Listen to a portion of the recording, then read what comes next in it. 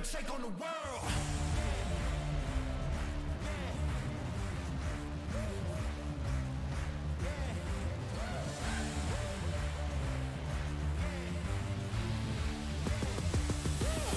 We're gonna take on the world. Standing up tall, we gotta make it our own. No waiting around. Winners would never look down. No one can stop us, we got it. The future is right in our hands. Give it 100%. We're gonna take on the world. Yeah, we gotta move. Speaking the truth. Yeah, paying our dues. We making the news. Yeah, we hitting the roof. No, we don't wanna lose. Climbing and shaking the walls. We gotta break all the rules.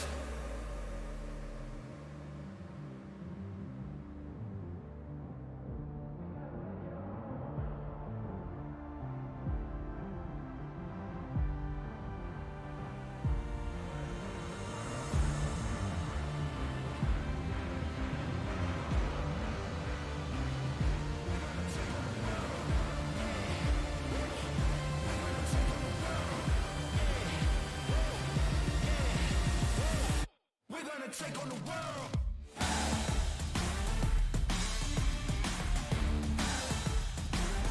We're gonna take on the world.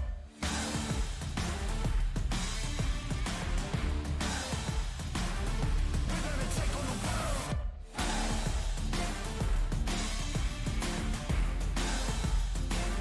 We're gonna take on the world. We're gonna take on the world.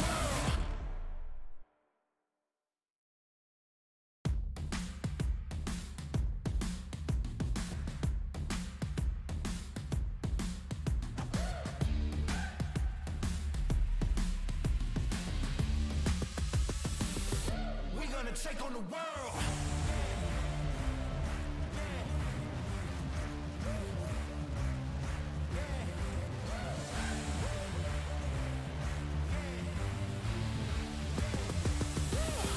We're gonna take on the world. Standing up tall, we gotta make it our own.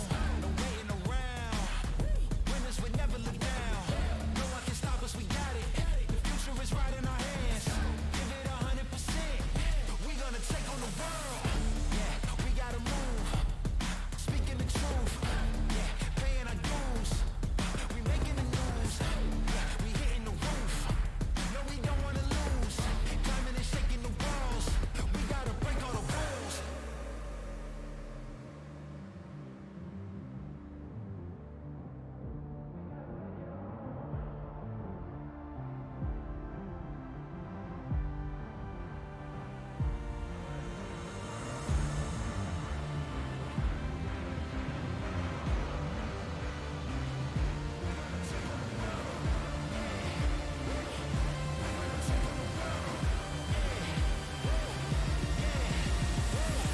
We're gonna take on the world.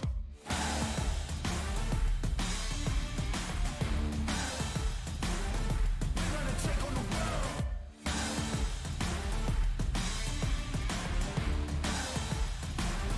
We're gonna take on the world.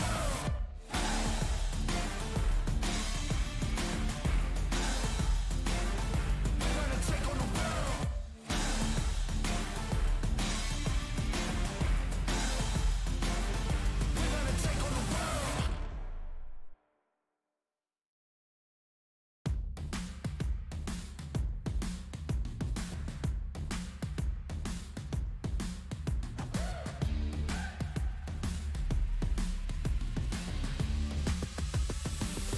We're gonna take on the world. We're gonna take on the world.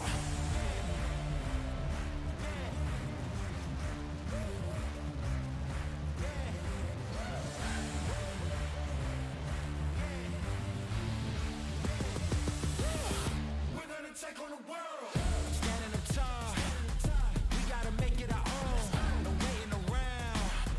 Winners would never look down. No one can stop us, we got it. The future is right in our hands. Give it 100%. We're gonna take on the world.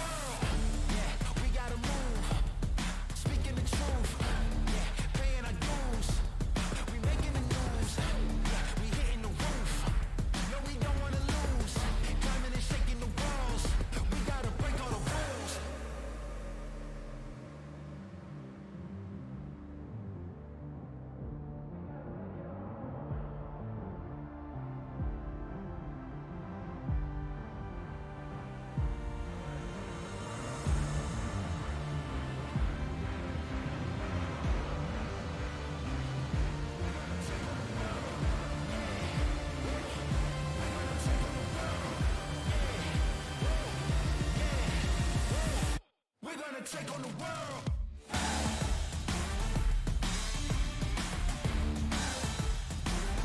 We're gonna take on the world.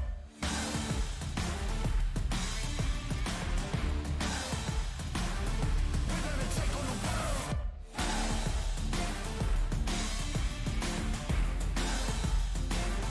We're gonna take on the world. We're gonna take on the world.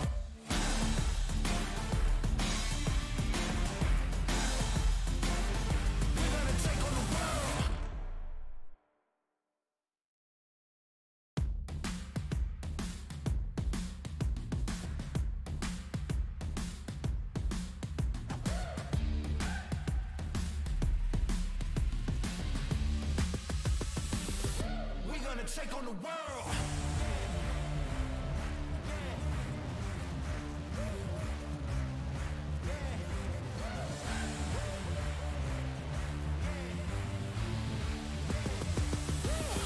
We're gonna take on the world. Standing up tall, we gotta make it our own. No waiting around. Winners would never look down. No one can stop us, we got it. The future is right in our hands. Give it 100%. We gonna take on the world. Yeah, we gotta move. Speaking the truth. Yeah, paying our dues. We making the news. Yeah, we hitting the roof. No, we don't wanna lose. Climbing and shaking the walls. We gotta break all the rules.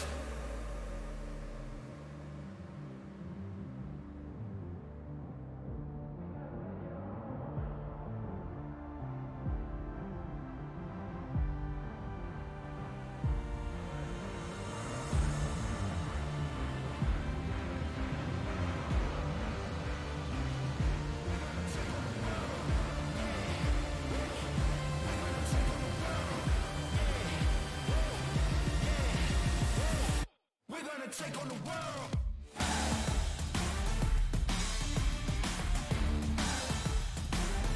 We're gonna take on the world.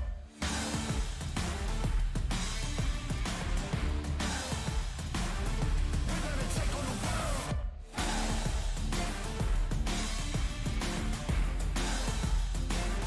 We're gonna take on the world.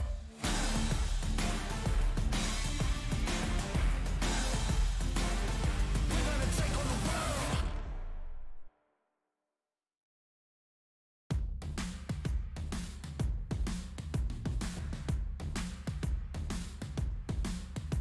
gonna take on the world.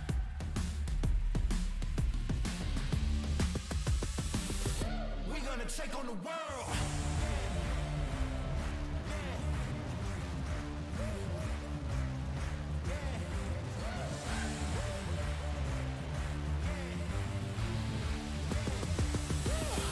We're gonna take on the world. Standing up tall, we gotta make it our own. No waiting around. Winners would never look down. No one can stop us, we got it. The future is right in our hands. Give it 100%. We gonna take on the world. Yeah, we gotta move. Speaking the truth. Yeah, paying our dues. We making the news. Yeah, we hitting the roof. No, we don't wanna lose. Climbing and shaking the walls. We gotta break all the rules.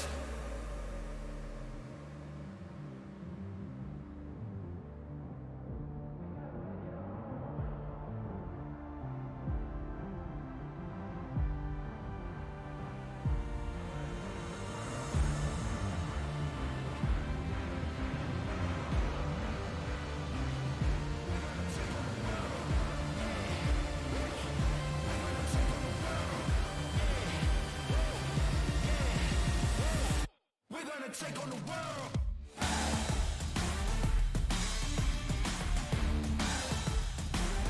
We're gonna take on the world.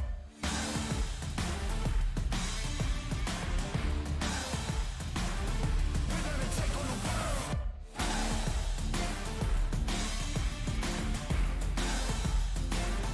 We're gonna take on the world.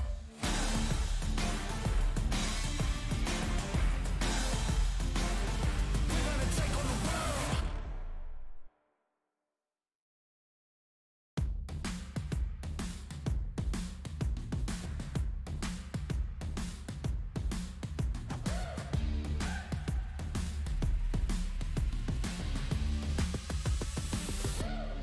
take on the world.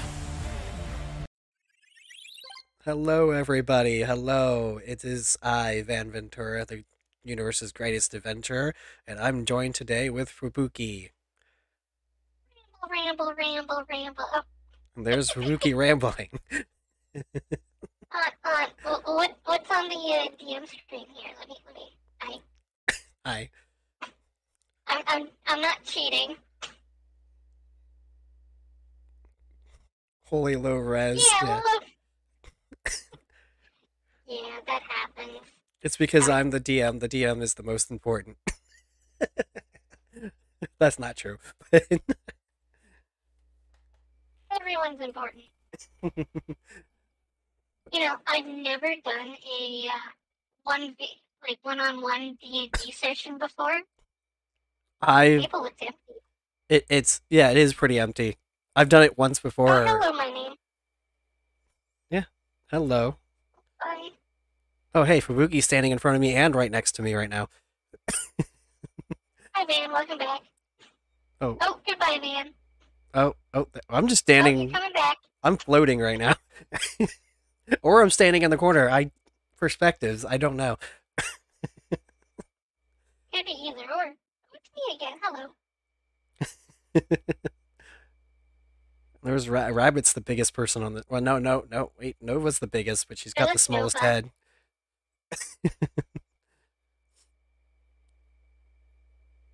They went What's opposite on the directions. agenda? I could change mine. I could totally change mine. I'm the biggest. I'm not going to though. I don't want to be a Oh, Gundam yeah, today. I know. The moves can get really big. Biggs always shows up as a Gundam. That makes sense. I guess he wants to be the biggest. Oh, slow bro. I'm gonna catch that. And yes, I just throw Ultra Balls at everything. I have so many Ultra Balls. You can't hear me? Oh, yeah, because you're streaming right now. Yeah. It's so cute. Okay, Nova. Well, I know you can't hear me, so I'm just going to type it.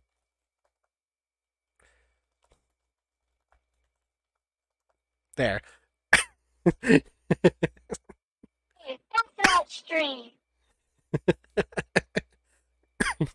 Nova's just streaming for a couple hours, I think, actually. Hey, everybody's getting in my way here. Hey, shoo, shoo. I thought about getting rid of the layer of walk past right there, just so everybody would stay on the table.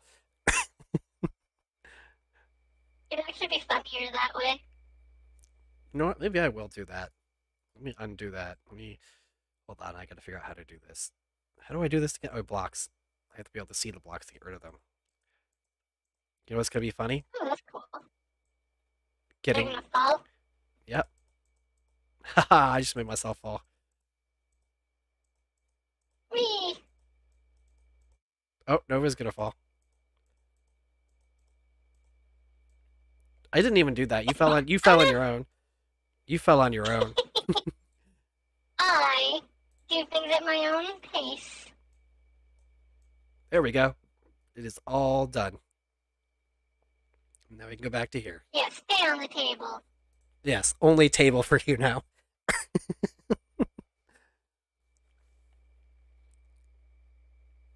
Of course I caught Slowbro. I throw Ultra Balls at everything because I have like 100 Ultra Balls. I have 5 Pokeballs. You want to stand? No, you cannot stand on the shelf. I mean, I guess I could do that. Hold on. You want to stand on the shelf? I can put you on the shelf. Hold on. Yeah, but there'll be people in those spots later. There. You are now on the shelf. How does that feel?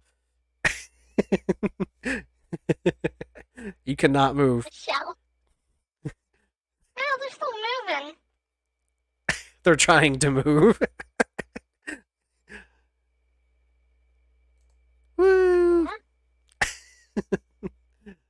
I love pinning people though. Fuck. Also, one more thing I can do. just to get us started the right way. Oh. Oh. Oh. Oh, someone's table flipping. Whee! Bombs! Oh, Oh, that's a lot of bombs. and Fubuki and Pokemon Community Game were the only ones who stayed on the table. Where'd all the others go? They got blown up. Oh, They have to respawn. lucky me. Rude. And that's funny. I am the god of this world. Hard to argue with. Well, the over deity is the proper term. I am the one true god. All the gods are real gods. The over deity is just the one in charge of all the gods. And now I'm a Final Fantasy character, so it's even more not true. Cheetahs is the furthest thing from a god. Oh, I disappeared. Oh, where'd you go? I'm right here. I'm on the table. Oh, you are on the table. I am back. There's the big one. Okay, Fubuki, since we got you here and I'm trying to get rid of the anxiety, why don't you tell everybody a little bit about your character while I do some breathing? You mean like the character that I'm playing or the character that I am now? Ooh, characterception. Yeah, characterception. Tell them about the character you're playing for D&D, and then you can tell them about yourself. I'm playing a forge cleric in the game. A human forge cleric. Oh my goodness, Fubuki, you're playing the most boring race in D&D? A human? Yes. Yes, I am. Hey, at least I'm not a fighter. So I'm playing a forge cleric. A forge cleric is a variant of the cleric. Rather than going to church and going, yes, I praise you, my whatever god. No, my name is Talium. Oh, actually, my name is Fubuki, but I'm Talium. So I make stuff for my god. Not necessarily, like, for my god, but in the name of my god. Mm-hmm. I like the name Rabbit. It's a pretty neat And you name. missed the M. There is an M, yes. There is an M in there. Thallium save point. Not... Save point. No, I'm not playing with Barry or anything. One arm Pixie Barbarian, thank you very much. That way you get the time and a half to your strength. And then you get fly by attack and greater fly. That's 3.5, but you pick up greater fly by attack so that you're a bullet. But not the point. So, another thing is, though, is in 5th edition, not 3.5, in 5th edition, clerics can only use medium armor, but forge clerics can actually use heavy armor. So I went for the heavy armor route. Right now, I'm in one of the more useless heavy armors, yay. You're also in the void. Oh, wait, no, you're back. Oh, I'm gone. You're back. I'm back. I'm wearing chainmail right now. I do plan on eventually getting full plate armor.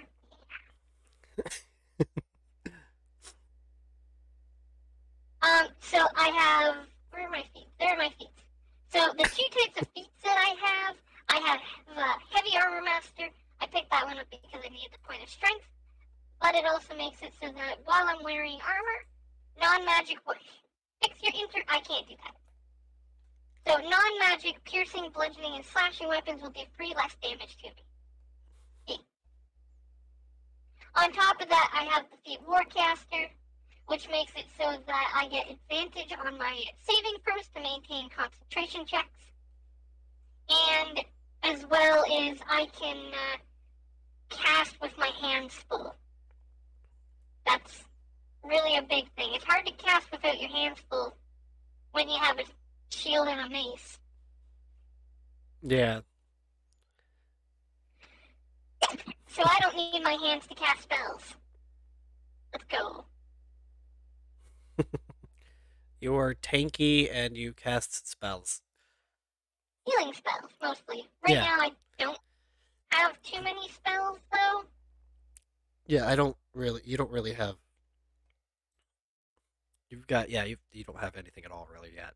But I have 2 spells. you are level 1, because everybody in this campaign starts at level 1. Oh, actually, I never picked my spells. Well, you have 2 spells to start with, but I have 2 more that I'm allowed to... Oh! No, I have a lot more than that. Never mind. I have to prepare my spells. That's what it is. okay, yeah. But, so I have to, there, and,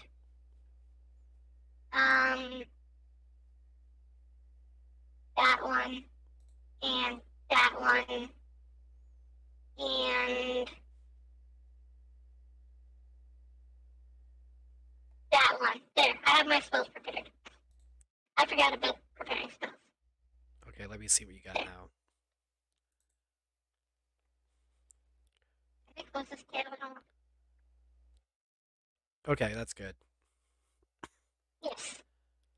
I was about to say, Those are the best ones. I was about to say you're starting as a cleric with no healing. I know all my healing spells, it's just I don't have a lot of them. Yeah, I cleric with no healing spells would be kind of weird. Let's see, what else is it? So a lot of the stuff for, like, I'm not too well versed on 5th edition myself. I'm more versed in 3.5, but 5th edition's still good. 3.5 objectively better, but you know, D&D Beyond only works with 5, so Hello! Oh, should let Van say hi to his viewers first? yeah. Hi, Hunter 11010, or is it 1010? Hi. Welcome to the chat. I am Van Ventura, the universe's greatest adventurer. Joined here with my bestie Fubuki. You'd like to join? Oh, well, we already have a full party. Just right now, we're doing one-on-one sessions for everybody. Oh, also, so my character used to be in the military. They are a soldier. They're probably going to get on the party's nerves a little bit because my character believes in the greater good.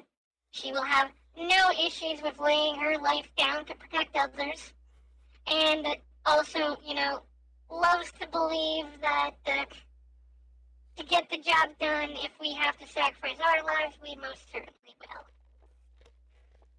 And apparently you're lawful good, which means, you know, Yeah, and obey all laws. you obey all laws and you probably get mad at anybody who doesn't. Ow. There's a specific way to do it where it's not bad. I absolutely just need my desk and roll my dice. Nice. Did you roll a nat 20? No, I rolled the 6. Oh, well that's less fun. I mean, I think that was just my luck right there. I lifted my leg up to adjust and then need my desk into a 6. I think that was accurate. One of the other things about my character is her right arm is, well, not right arm, elbow down is missing. It's replaced with a prosthetic. Yes. It does not have any stat bonuses. It's just a prosthetic arm that functions as a arm. Yeah. Probably looks cool. Just for flavor. Who knows? Who knows? Maybe it looks like Iron Man's arm. Probably not that. Probably not that fancy because, you know, that's way in the future if that would ever happen. Let's go magic. Yeah. Magitac arm. Except no magic. So, It just, look, I don't know how it works. It works. it's a metal arm or something. I Yeah, assume yeah. it's metal because you work in the forge. I would have to. I mean, you could I should get that replaced. What? you could theoretically make it out of something else. It just wouldn't be as functional. I was gonna say I should probably get it made out of like adamantite. Oh, that would be a good arm. I'll just. You see that brick wall? I'm gonna just punch through it. It's not gonna hurt. Actually, that would hurt my elbow. That would Let's hurt. not That do would that. destroy your shoulder. Yeah, let's not do that. Maybe if my whole arm... Oh, I'm gone again. Maybe if my whole arm was made of adamantite, that might be more reasonable. Fubuki's gonna chop off the arm. No, Just I'm the gonna keep rest. my whole arm. Watch your other arm entirely get cut off at one point. That would be upsetting. And then you're like, I don't have any real hands. In that case, I might as well get the full plate of armor. It's called the magical propulsion armor. It does what the magical propulsion arm does, but it can replace all limbs except for your head and chest. One day you'll just become a full android. No, I don't want that. I do want to open my eyes. And you Why want are to my eat. eyes? You want to enjoy food. Well, obviously, who doesn't want to eat food? Yeah, so we got Fubuki, who's been carrying the chat for 20-something minutes. Maybe 15. Oh, no, you've been doing it too. Been doing what? Talking to chat. Oh, yeah. Just doing what I can in between. I'm also reading your character as you're talking about it.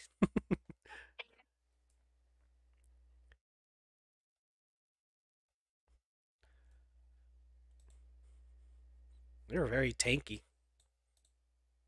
I mean that, I say that like I was about to say I'm saying that like that's not what you're supposed to be. Yeah. Gotta be like tank to be a tank.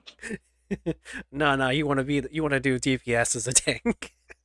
Yeah, full to be fair, everyone wants to do DPS, but You want to build nothing but DPS as a tank. you know, you kill them before they can kill you. Ironically, that's Hard actually to that tell. that's true in Smite sometimes. They just Yeah, you never know. people actually build tanks as nothing but damage, and then there's like tier who can do that and still not die. Just becomes a literal walking tank with the damage included. Main battle guns, let's go. Oh yeah, you have disadvantage on stealth. That's because of heavy armor. I know. So I won't be stealthing if someone's like, oh, right, let's stealth ahead. You guys they'll get the choice of going on without me or listening chonk, chonk, chonk, chonk. I would probably get two metal things and clank them together every time you step.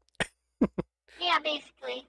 I will find like 2 spoons or something and just hit them together while you're stealthing. I will be honest, man, I will never once roll stealth this entire campaign. Unless you absolutely have to. No. Even you can then. say, Fubuki, rule stealth. I'm good. Fubuki start Why would I out roll roll stealth. No, I'm good. We started the campaign. Fubuki roll stealth. I don't expect you I want to. me to be stealthy. I'm wearing full plate armor. You can stealth with full plate armor. You just gotta get real lucky. Yeah, that's why I'm not gonna bother. If you roll an at 20, you can do anything. On note, obviously, as I mentioned offline, up to your interpretation, but natural 20s on spell checks do not guarantee success. Yeah. Again, though, that's up to however you want. Plus, it can be funny. I usually like to make like natural 1s, natural 20s extra funny. Oh, I'm going in. I'm 100%. Yeah, I was... Oh yeah, my chat's open. I was like, "Where's my chat?" And then I realized it's open on OBS. I'm stupid.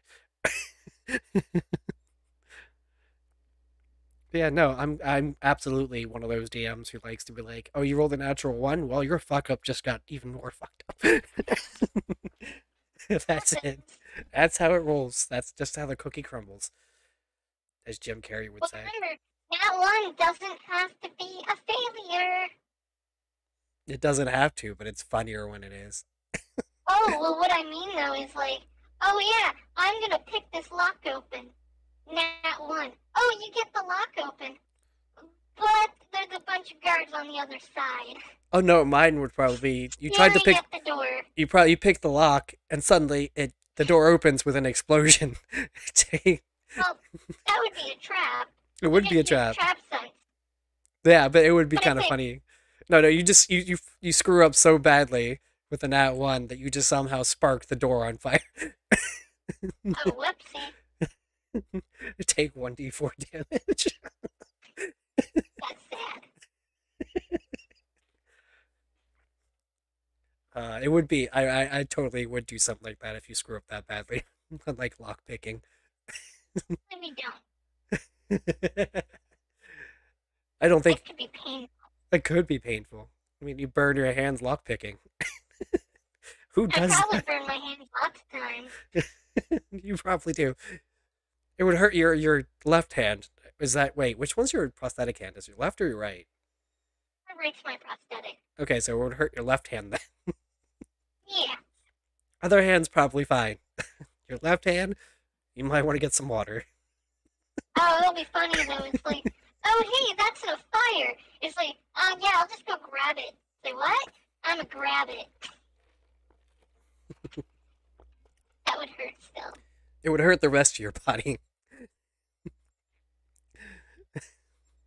You get a 1d4 and -1.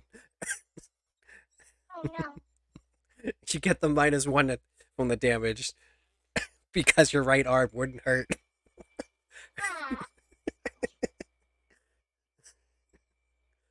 Ah, Too bad there's not 5-sided dice. That would be hilarious. That'd be physically impossible, but it would be funny. nah, just take a D4 and add an extra side. I don't know how Just you would. one side. I don't know how you do that.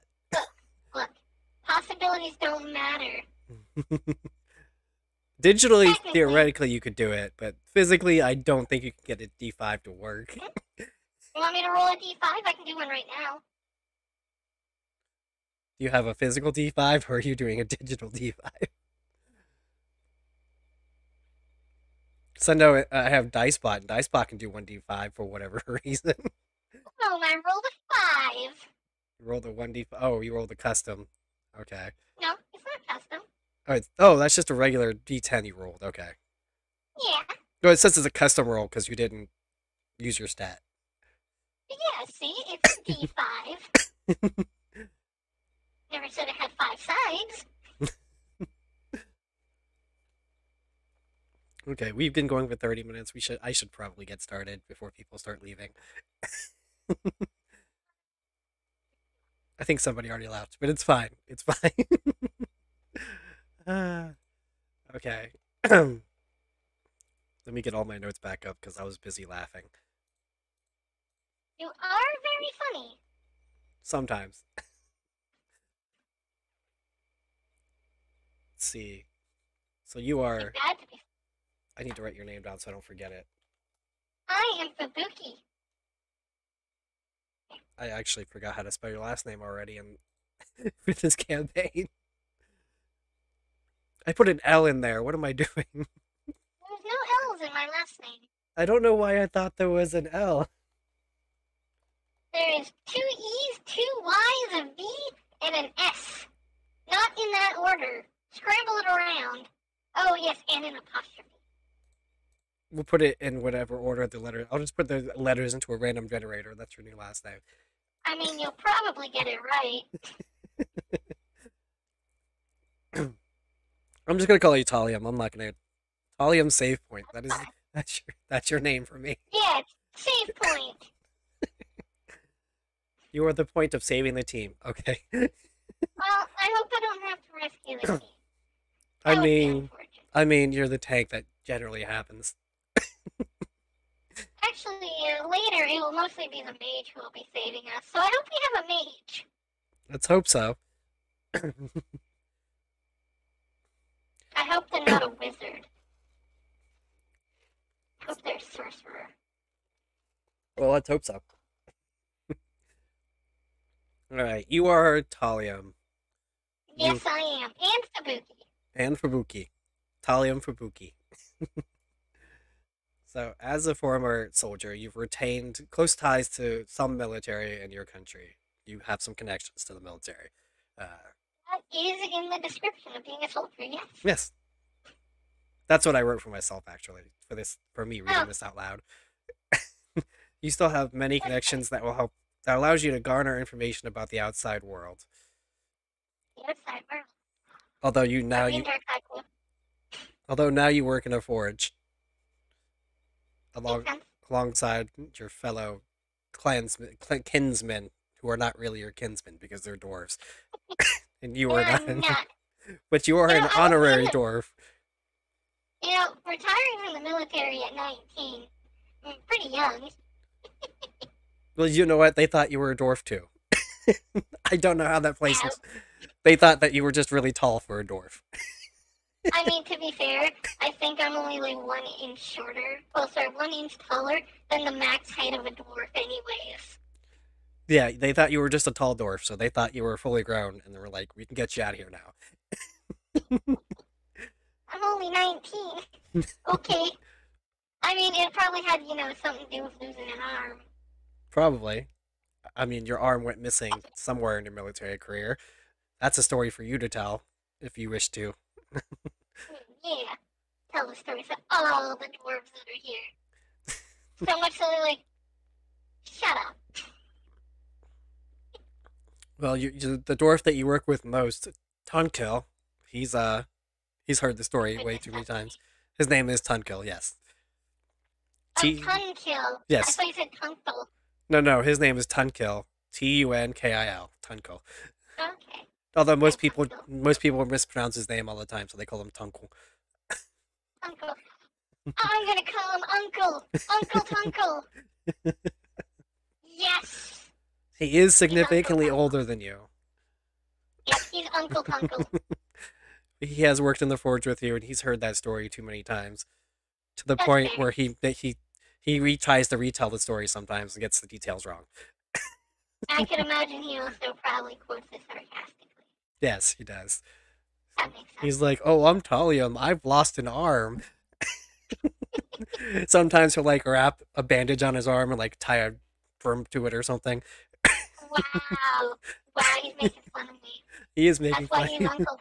That's why he's Uncle Tunkle. Yeah, That's what he gets. it is what he gets. He may also be a rival in the forge because he's been working here longer, but you've gotten more praise since you came in. He's a little angry, a little grumpy. He's just a little grumps. And I say little on the end side. He's actually medium height for a dwarf, which means he's a bit shorter than you. Darn you humans! I am the tallest dwarf. You are the tallest dwarf in existence.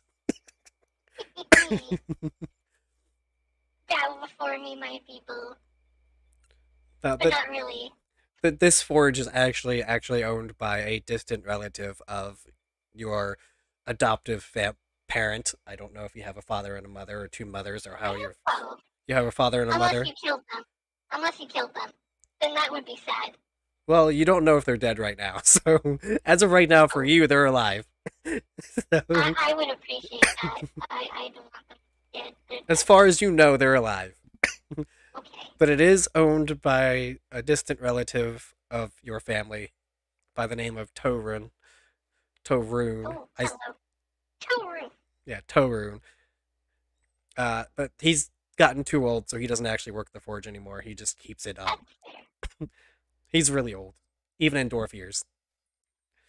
And he's also Even in dwarf he's half blind, but he won't admit it. Sometimes That makes he sense. actually believes you're a dwarf because he can't tell. So you've been living in this forge, doing your forge stuff. What do you do in the forge on a daily basis, actually? Well, depending on what order come in. Like, if an order comes in and it's like, hey, Fubuki, I need you to build 30 swords, and I guess, I don't know if you can actually build 30 swords in a day. No, That's you just can't. a lot. No, you could probably build like 5 if you push it. Okay. But basically, it's whatever orders come in. Like, gotta do that. So you've gotten a lot of orders for probably farm tools because you do live in a village. I do have the constitution where I can at least work longer, which is good. You forage with the best of the dwarves. I also at least have a decent amount of charisma, so maybe I have some of the dwarves working under me. I mean, you probably just have that because you're related to the owner. Well, they don't need to know that. Nepotism is still king. Well, yes, welcome to the fantasy times. You are probably going to inherit this because he doesn't have any children of his own. Oh, well, that's sweet of him. Suck it, Uncle Tunkle. If he didn't know about you, he probably would have given it to Tunkle, and it probably would have gone to shit because Tunkle doesn't actually know how to run a business. To be fair, nor do I. It's just take orders, fill orders, buy supplies, right? Yes. Oh my goodness, I'm going to need to hire somebody to run this shop for me. You can work that out later. Yeah, that's not my problem now. It's not your problem because you don't own it yet. Yeah, exactly. You live in the wonderful village of Tofu-ten. Tofu-ten? Led Nice. by Tofu the Third. She is the mayor of the town. Oh, I was gonna say, is she a bunny rabbit? No, but she does like to wear bunny ears. Nice. Nobody questions. She is an eccentric mayor. I could see that. And you see her in here often because things break around here a lot. And she likes to have you guys make things, especially town signs, because they're trying to make all the town signs out of metal now so people stop stealing them. Well, if you want people to stop stealing them, maybe you should just make the... Oh my goodness. Somebody... There's a reason to steal every type of metal and non-metal, isn't there? There is, yes. It's just harder if the sign is welded into the thing it's connected to. I guess that's true. We need concrete. Can we make concrete?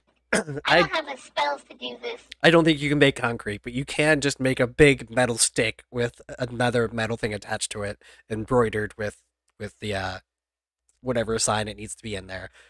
It takes you a little over 1 day to make a full sign because That's a lot of work. it is a lot of work, especially since you have to. I'll do it in a day.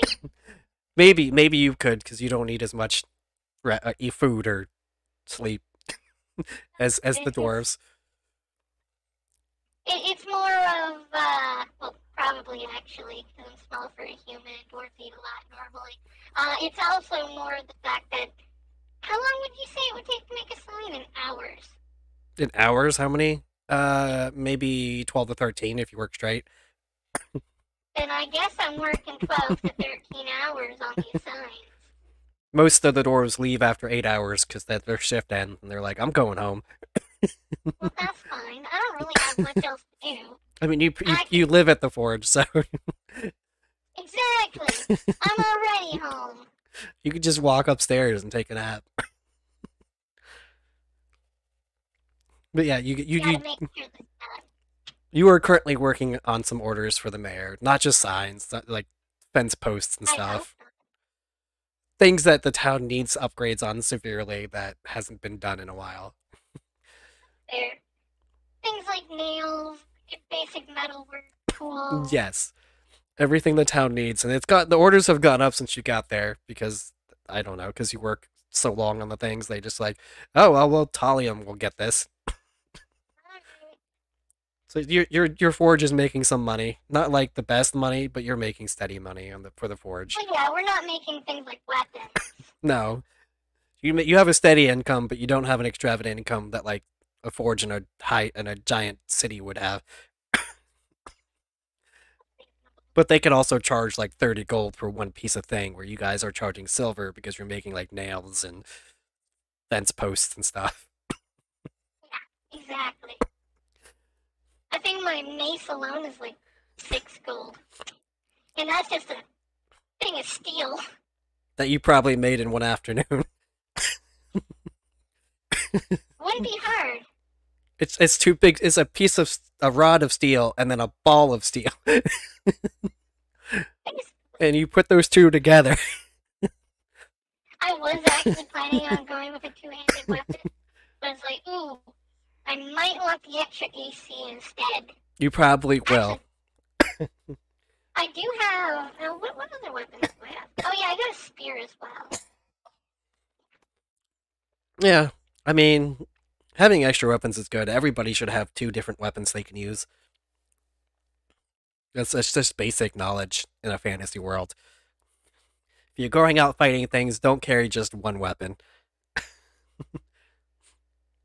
Yeah, you've been in Tofutin since you retired from the military. Quote unquote retired, aka lost an arm. They're just like, alright, get out. Oh. Your first mechanical whatever arm was made by your relative Torun before he lost his vision. Okay. Your first one. I don't know if this is still your first one, but he made the first one for you. I mean, I could probably imagine I'd like to dabble in making my own. Yeah. He made it for you so you could actually work at the forge. Can't really work with just one arm. And your father or mother, whoever is more prominent in the family, asked them to do a favor and take you in. They felt like you'd do better in a village that had more than one race than living in the dwarven village they stay at, because dwarves tend to not be friendly towards human all the time. That's sad. It is. Every race hates each other for whatever reason. It's dumb. There's a lot of prejudice going around. Humans are technically the most prejudiced of the races, but Would my parents have been, no, your parents adopted you. blacksmiths? The blacksmiths, they probably, I mean, at least one of, ow. Hi, Wildfire. Hydration at optimum levels. At least one of your parents was a blacksmith. The other one was probably more prominent, like, I don't know, some kind of politician or something. Okay, Otherwise, they That's couldn't have afforded to adopt anyone. that's fair. No, the reason I was wondering is because it'd be weird for me to be both a cleric, well, it'd be weird to be a forge cleric if none of my parents were blacksmiths. We'll say that your mother was a blacksmith, just to just That's to exciting. just to put in line how sturdy dwarves are, because people misunderstand that male dwarves are like the best. No, female dwarves can be more ferocious and stronger on occasion. Yep. And in your family, that was the case. Your Don't dad, make her mad. She'll give you the good old 1-2. yeah, your dad never really argued because she was bulkier. He knew what would happen. Yeah, the dwarves are like, yeah, look how big, bulky I am, and look at my beard. Hey, and look how scrawny Talium is. Yeah, you probably got picked on in dwarf school, whatever dwarves do for school. Well, that's rude. I'll beat them up. I mean, your mom probably set them straight. Hmm. As a child, you were Okay. definitely weaker than the other children because What? dwarves are just that strong. I'm Oh, sorry. Wildfire, it's not really a collab, actually. It's kind of It not. is. Let me give you a shout out. I didn't mean to make a D&D thing, but I got anxiety and my brain forgot. Yes, I'm not streaming right now, though, but hello. Yeah, I can't do anything. Hey, there's our first collab. Yeah! This is all on Back you. when we were both PNG tubers. I know you're Oh, gone. wait, no. I'm just pretending you're not. You need to say! That was our very first collab together. Okay, I'll just stay here with you. You're healing every 5 seconds anyway.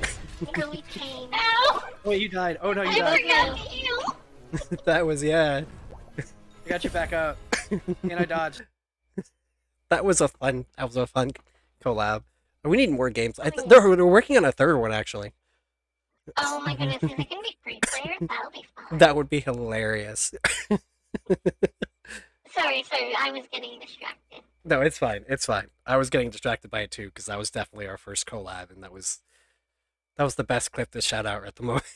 That's fair. But yes, you grew up in a dwarven village. You got picked on as a kid because you weren't that strong, but your mom made sure you bulked up a little bit. Yeah, now I'm gonna beat all the dwarven children up. I don't know if you want to beat up children, but you could beat up the people who used to be children with you. That'd probably be No, I'll less. beat their children up. Not really, lawful good. Not really looked up upon to beat up people's children. No. It might be okay to beat them up. They did torture you, not torture, but they bullied you as a child because you were small and they were slightly not small. Slightly not small. Now I'm the tall one. You are a giant among dwarfs. You follow Fubuki now? Oh, Awesome. Wildheart. Wildheart is a sweetheart. But yeah. Clearly they have heart in their name. Yeah. 10 hearts in their name. Oh, that's a lot of hearts. That is a lot of hearts. How many heart pieces did you get those? Isn't that like 40 heart pieces? No, you start with 3. So that'd be Start with 3. 7 times And it 4. depends. If you beat a boss up, you get a full heart container too. Wildheart, have you beaten any bosses? Okay, we're getting distracted again. But yeah, no, you grew up in the Dwarf town. You work in the Forge now. You're making kind of a name for yourself in the town. People know you as the Fix-It. As Felix! Fix-It Fubuki. Fix-It Foobs. Go. But yeah, no, people know you around town. They're like, oh, Talium's the one you want to go to if something breaks. Oh, my hoe just broke. Let me go take it to Talia. Oh wait, the wolves are coming by. Let's go get Talia. Alrighty. Let's go get the tallest dwarf.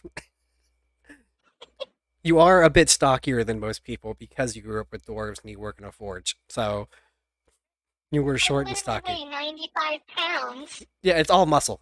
You have a 0.5% fat ratio. Yeah. I mean, you kind of have to be muscly because you work with dwarves. You have to keep up. So you're just like all muscle. You're like a short Thor, but not. I'm not that bulky. Okay, maybe you're more like Captain America. Oh no, I've been tackle hugged. Aw. But yeah, what is it? I forgot his name. Okay, Tunkel, with his gruff voice, turns to you and says, "Sounds like somebody's been looking around town for you, Talia." You have to know where they are, or what? You can just come here. It's not like I'm hiding anywhere. Oh, don't ask me. I'm busy. And he's hammering at something. You have no idea what he's hammering. He might not have an idea what he's hammering, but he's hammering something. It's looking busy. That's just how it is with him. I ain't looking for this guy. If he wants to find me, if he's come here to find me, well, he'll find me if I'm where I'm supposed to be. So yeah, I guess if I have any orders, I'm gonna be working on them. You're gonna be working on orders. Yeah, Let's see. maybe something small that I have to work on. Because, if I get interrupted in the process, because it's, like, important or anything, it's something I can put on hold. Unlike something that is, like, I don't know, a bigger project. Like, a sign. You're probably working on some farm tools then. Maybe a I'll shovel. make sure that my... yeah, shovel, let's go. I'll make sure that the people who work under me are given their tasks as well. And unfortunately, I'm pretty sure one of them is rolled up, have to work on a sign. One of them's probably doing something they shouldn't be doing in the corner, as they do. Well then that one's the one that's working on the sign now, isn't it?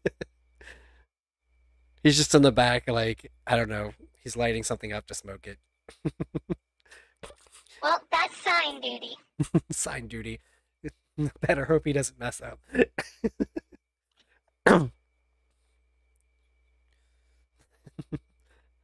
Okay, so you're working on your signs. I was gonna say you can roll your crafting or whatever for it, but I'm just gonna let you do it because you're working on your shovels and whatever. I was gonna say, unfortunately, I don't know how crafting works in 3.5 because while it says that I have proficiency with smithing tools, there is actually no ability checks for crafting. Yeah, I'm trying to figure out where that. I don't know where the tools even go. They actually go under. There's a proficiency in language tab. It goes under that. Blessing is So if you look at my character sheet, it's actually on the bottom left. Oh, proficiencies in language. Okay, proficiencies. Yes. Smith's tools. Yeah, the smith tools, playing card set, and land vehicles are what I'm proficient in. But I don't know what that means. Let me see. I spent a long time trying. It could be that I just roll out on it with the +2 that I get, like a d20 +2, but that doesn't seem right. Or maybe like. Oh, and I would 0.5, it just means that you can use the tool without like disadvantage. Oh. So you basically just get to use, I don't know, whatever your dexterity on it, I guess, which is 0 for you. I suck at dexterity. I don't know how. I don't know. That's just. I can't think of any other skill that would work with it, to be honest. I mean, I guess you could use strength depending on what you're doing. If you're hammering at something, you can use strength, I guess. I guess that I'm going to go beat on it. Much better at that than the little finangly bits. That's true. Dwarves don't tend to be good with small details anyway, even though they're small themselves. Their hands tend to be pretty big. Yeah. Which is funny because I have the daintiest fingers of the group, and I'm probably one of the worst ones with my fingers in this group. You were taught by dwarves. Nobody has dexterity, so they didn't know how to teach you how to use your hands. I'm pretty sure, though, since I have proficiency with it, I do get my +2 proficiency bonus, though. I mean, you can have that. So we're going to keep it that way unless I find out otherwise. So you can have the +2. The only... Oh, okay, well, that didn't have the 2 on it, so I guess that's a 17. Yeah. Because I don't know this dice roller at all. It just did your strength, the 20 plus your 2 in the strength, so. Yeah, not the 2 to the proficiency. We'll just add the proficiency into it ourselves because it doesn't have that whatever. So we're just going to do. It's not like we can't add it to. Yeah. Oh no, I don't know how to do math. What's a 15 plus? It was 15 plus 4. Oh no! Actually, 19's a pretty good roll. 17's a good roll. Yeah, 17's a good roll. See, I can't math. So you get to hammering on your shovel, which I guess is all you really need to do with it because it's just a big random shape that's flat. For the most part, it's flat. Kind of making a shovel. What is the shovel shape? It's like a almost flat, but it's curved slightly. You're making a spade. Slight curve. Yeah. You're hammering up pretty good. Your hammering sounds. The clunk of your hammer echoes through the forge. Because apparently your relative bought a very acoustic building. Oh, lovely. So everybody just always hears the clanging of the hammers. Most of you have hearing loss of some kind. That's probably why Tunkle's always yelling at you. Or he might just not like you. You can't tell the difference. Honestly, I figure he just yells at everybody. He does yell at everybody, but you can't tell if he doesn't like everybody or if he's just. He probably yells at his children too. You assume that he has children. That's true. You assume that he wants children. Hey, he can do what he wants with his time, but you're fair. He probably just spends most of his time at the tavern getting drunk, as he do. And it doesn't work because you're in a very human-centric town. There are other species like dwarves and stuff in here, but it's very much humans. Although it's very very progressive because it wasn't originally humans. The humans kind of moved in, so you live up on a mountaintop as The humans are like, why does that person keep living with the dwarves? Why are they always with the dwarves? yeah, why are they drinking So, with the like, dwarves? Why are they eating with the dwarves? They've just come to realize that you are that you are an honorary dwarf, although they don't mention it, so all the other dwarves still probably think you're just a weird dwarf. The humans know you're a human, but the dwarves just assume that. Well, I could imagine they probably know that I'm a human. No, because you also. I'm pretty sure. Did you add dwarvish to your thing? Is that a thing you know? I do know how to speak dwarvish. So you probably just speak dwarvish to them because that's what they speak in the forge. So they probably just assume that you're just a weird dwarf. Yeah. They just think you're a weird dwarf. You're some kind of deformed You're a dwarf. weird dwarf. Oh, that hurts. That hurts. Yes, they're allowed. Fubuki's awesome. So, but yeah, you hear the door open because there is the little bell that you have on the door. You guys had to make it extra loud. Ding. It's a very loud ding a ding ding. Your hearing's not lost, so you hear it really loud. Everybody else kind of like takes them a second to notice that it's ringing. I feel like they're like, if we ignore it, Fubuki's gonna go. Well, sorry, Hallium's gonna go answer. Is it fine? Yeah, some of them might be faking hearing loss just so that you have to answer the door every time. Oh, I could imagine. Some of them probably do have hearing loss. Does this look like a new customer or a regular? Well, first you see the recognizable blue bunny ears is the first thing you notice. And she just walks in with a little hello there. Hello. And then she says, "Come on I'll in." go. And then she leads somebody in. And if you want to give me a quick perception check.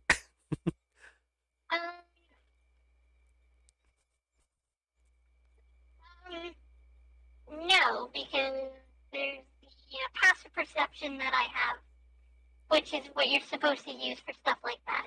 True, but I want to know if you notice something, the specific things about this character, because you do notice that there's a figure behind her, but he's kind of still in the light of the day, and your forge is really dark.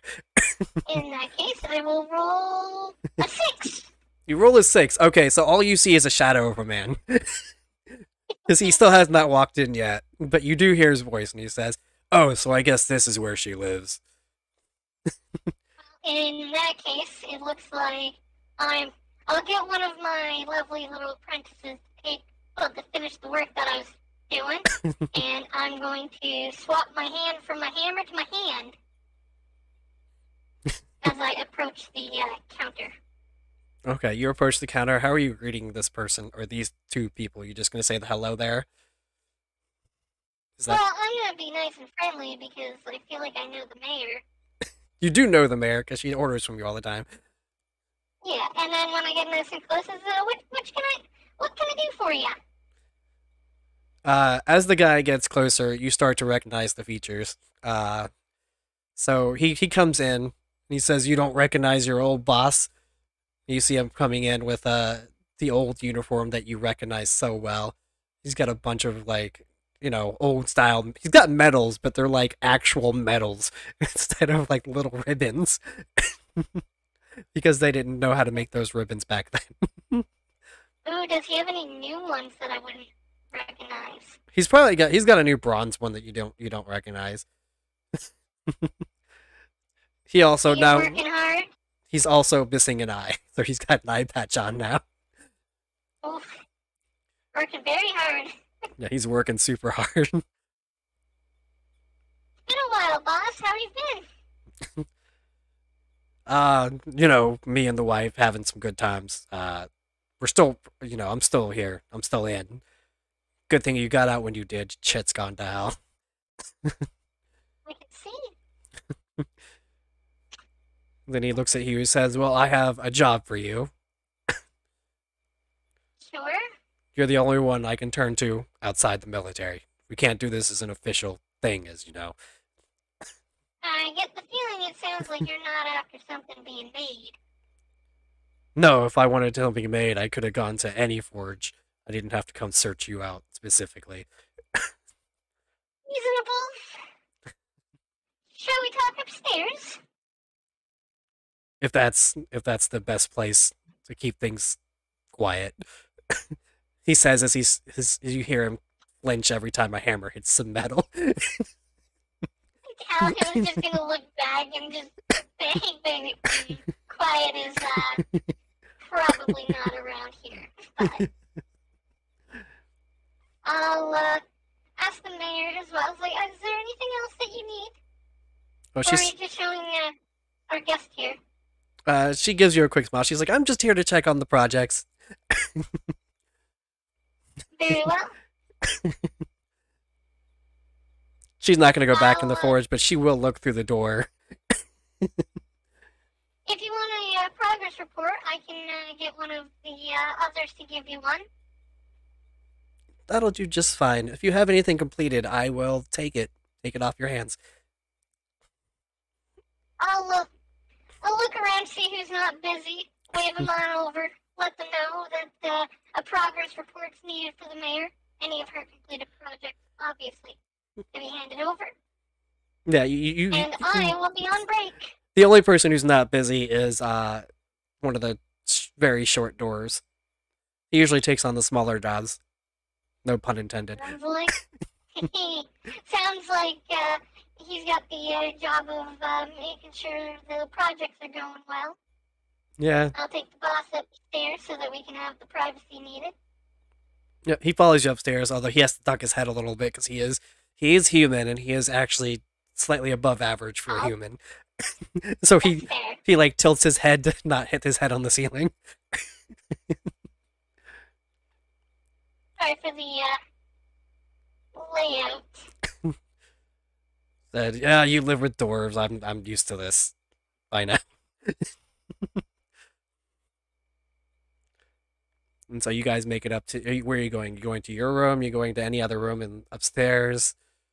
Probably the best place would be the living room. Okay, so y'all gonna go in the living room. Offer him a drink. He does. Whiskey, He doesn't even hesitate. He just grabs it and just chugs it immediately. What's the job you're looking for then? Well, it's been a little sensitive here and there. But there's some real dark stuff going on. The government here doesn't really want to deal with it. But there are very, very strange happenings. Things that should be aren't, and things that shouldn't be are. Just things are appearing in places they wouldn't normally appear. Whole buildings disappearing. Monsters are like just popping in places they shouldn't be. They're hopping in buildings, towns, anywhere. We don't know we don't know what's causing it. We've never been there when it started. We always just come in, clean up the mess. Not exactly the most magical inclined. No, but I want you specifically, see if you can gather some information and help us figure out where it's coming from. Maybe we can get to the bottom of it and stop it from happening. Sure, I mean, I can look at it for you, but can't promise much by myself. Well, you're always welcome to find more people to help you. But what we want from you isn't combat related so far, but we do need somebody who can handle themselves in combat just in case. Well, you mentioned monsters, so it does sound like you need someone who can fight. Yes, otherwise we would have gotten Jimmy the Squall. I was gonna say, doesn't he run at the drop of, well, sight of really anything? He drops at the sight of his own shadow.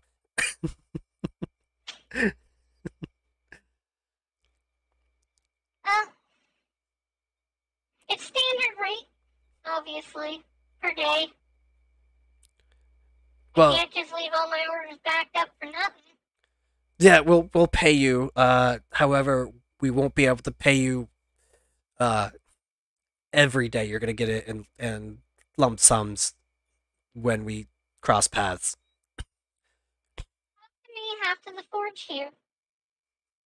It's gonna I mean, you got some people running it, right? Well, either way, still like to invest in pot will at my uncle's place.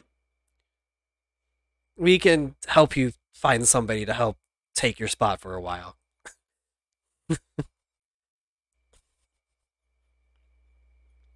Remember, I mean, we don't have fine. any direct military funding, unfortunately, so we're not going to be able to give you the extravagancy that we're used to.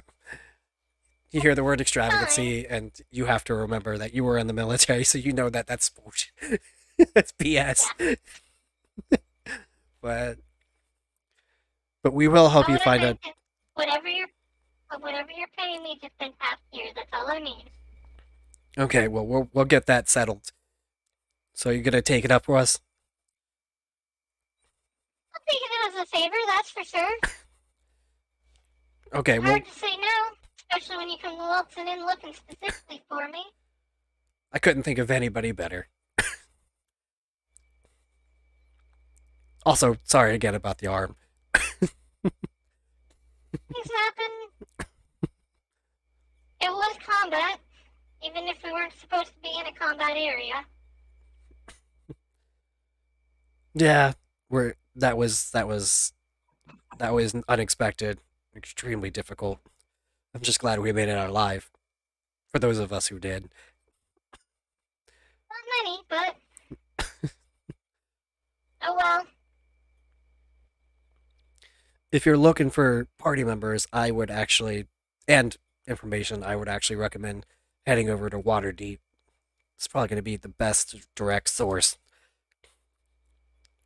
Sounds like I'll need a small advance to get the supplies to head over there. Yeah, well, You have travel funds for me, right? I can spare maybe 6 gold. What I'll work with. He said, I'll expect reports whenever. I'll send people to send reports out or pick up the reports from you whenever I can. There will be a man waiting for you in Waterdeep once you get started. Tally will hold her hand up for that money, though. He reaches in his pouch and you can see him like counting individual coins. Hey, sometimes you gotta do what you gotta do. Yeah. And then he like shakingly puts the coins in your hand like he really didn't want to give it up, but Well, I'm not spending my own money to get to Waterdeep. oh, I know you're not, but you can see he wasn't fully expecting you to ask for direct money. Nobody ever does. Nope. And then he says, well, that's the mission. Thanks for taking it on, but as far as anybody knows, I was never here. We never talked. Don't know what you're talking about. And then he tries to leave and then bonks his head on the ceiling. And then he tries to walk it off like it didn't happen. In that case, I guess I'm gonna find Torun. Torun's in his room, as he always is, because he can't find his way out the door. I'll knock on the door. What is it? I got a job, Uncle. I'm gonna be taking off for a while. Yeah, what's in it? You could tell Money. you could tell that he meant to say more, but his brain's old. Money. There'll be a replacement for me coming by, as well as regular shipments of money while I'm away. Better be a damn good one. I hope so. He's using his hands to talk, but he's looking at the wall. I'd only put more lights up here. Might help help him a little bit. Well, you know dwarves are Oh, used to well. living in the dark. Well, this one sure isn't living in the dark very well. No, but he's also not living in the light very well either. Fair. Well, if that's the case, I guess I should grab my equipment. I put my equipment together. Yeah. He says, you better be back. Can't leave this shop. Well, Can't leave this shop, the Tunkle. that's true. Might set your house on fire, which is impressive in a stone building. Yeah, we can't have that again.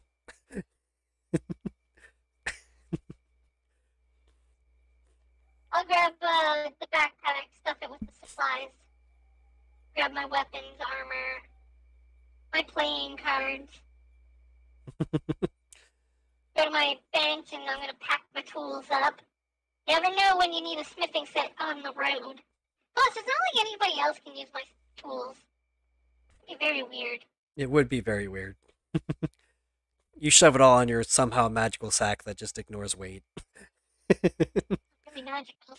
It's not magical, but it is a weird bag that, you don't care about weight anymore. Actually, in 5th edition, a backpack can hold 30 pounds.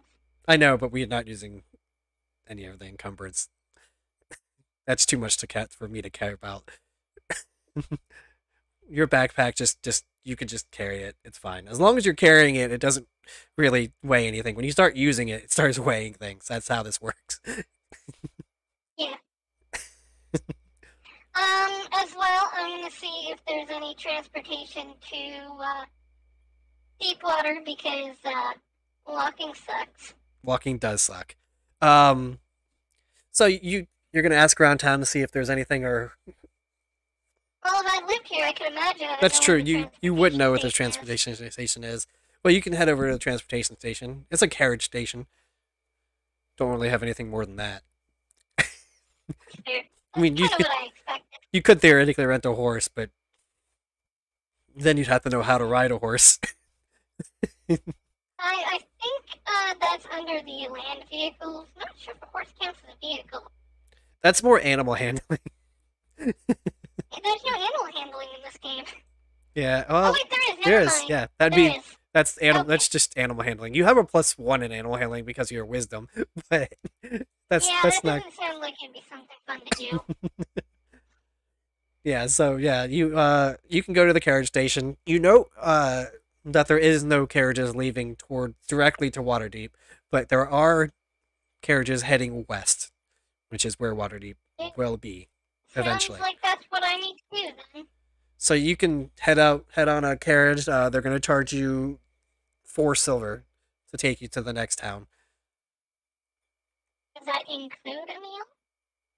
That includes the amenities you'll need on the way. Nice. Just on the way. Once you get to town, you're on your own. Well, yeah, no, that makes sense. But yeah, they're going to charge you 4 silver. They'll give you a meal or 2, however long it takes to get to the next town. It's probably not going to be the best meal you've ever had, but it will keep you sustained. That's fair. It's probably like crackers and some, I don't know, jerky or something. Whatever it is people eat on the road. You know what? I'm not gonna argue with that. So yeah, you can get it. It leaves tomorrow. Actually, well, it doesn't leave tomorrow. It leaves at like 8 o'clock at night, which is weird. Trip. Which is weird, but it's because the guy who owns the carriage is trying to sell stuff before he leaves. No, that's fair. He wants to make some money before he makes even more money, so he can get on his way. And he is also buying the jerky and stuff. Actually, could I try to persuade him to charge half the price, so 2 silver, in exchange, if anything comes up that needs to be fought, I will fight with whatever security he has. If not, I'm sitting on my butt. Okay, well, you can roll your persuasion real quick. Yeah, 18. Let's go. Okay, so how are you wording this to this man? Like, you're hiring. Well, first of all, I'm asking if he's hiring any security for the trip. Well, I don't know. We got some security in here. We got a couple of guys. How much are you charging them for security? They're asking, about 1 or 2 gold, not gold, silver, 1 or 2 silver, for the trip, per trip. Pretty cheap. Yeah, well, they're random. They're bodyguards. They're just trying to make ends meet, and they're getting paid with food too. How about if I'll pay you 2 instead of 4, and I will also provide security for your trip as well. Hmm. That way you have another bodyguard. Is- I'm gonna pat on my my heavy armor and the fact that I've got, 2 weapons and a shield. Like, I'm no slouch. He walks up to you, looks in your face real quick, and then he starts circling you while looking at you up and down. He's like, you are a pretty stocky dwarf. Yes, he called you a dwarf. You are wearing dwarf armor. Ooh, Hmm. for now. He holds out his hand. You got yourself a deal. I'll shake his hand. Cha-ching, being frugal. Yes, you are being frugal. If you had rolled anything lower than a 15, I would have said no. Well, that's fair. But then I was sitting on my butt if anything happened. Yeah. Yeah. Unless people start to get hurt. Well, yeah, because you have that thing where you have to help people. Yeah. Okay, actually, I wouldn't be sitting on my butt. I'd be helping anyways. Yeah, but he doesn't know He that. didn't need. Yeah, he doesn't need to know that. He doesn't And know don't that worry, unless you say it. Healing's free of charge. Yes, well, yeah. I mean, he wouldn't be the one paying you because he'd probably be the last person to get hit. Well, if he gets hit, then his bodyguards are not doing a good job. Exactly. So yeah, no, you can hang out here till night. You can go do whatever till night or whatever you want to do. You can just sit in the carriage if you want.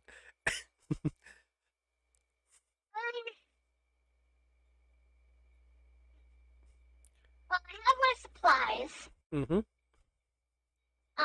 I managed to wrestle 6 gold out of my boss, so it looks like I'm taking Torun out for a fancy dinner. You're taking Torun for a fancy dinner. Okay, so you can take Torun out for a fancy dinner. You have to guide him because he keeps walking into walls and poles. Yeah, no, that's fine. I'll make sure to keep him close. And he's like, "Where are we going? Are we there yet?" Like the entire time. Almost, come on. It's a place you'll like. I'm thinking like the 5 silver range. 5 silver range. Okay, so 5 silver range. You can take him out to like a nice sit down restaurant, not like a 4 or 5 star restaurant, but like a decent sit down restaurant.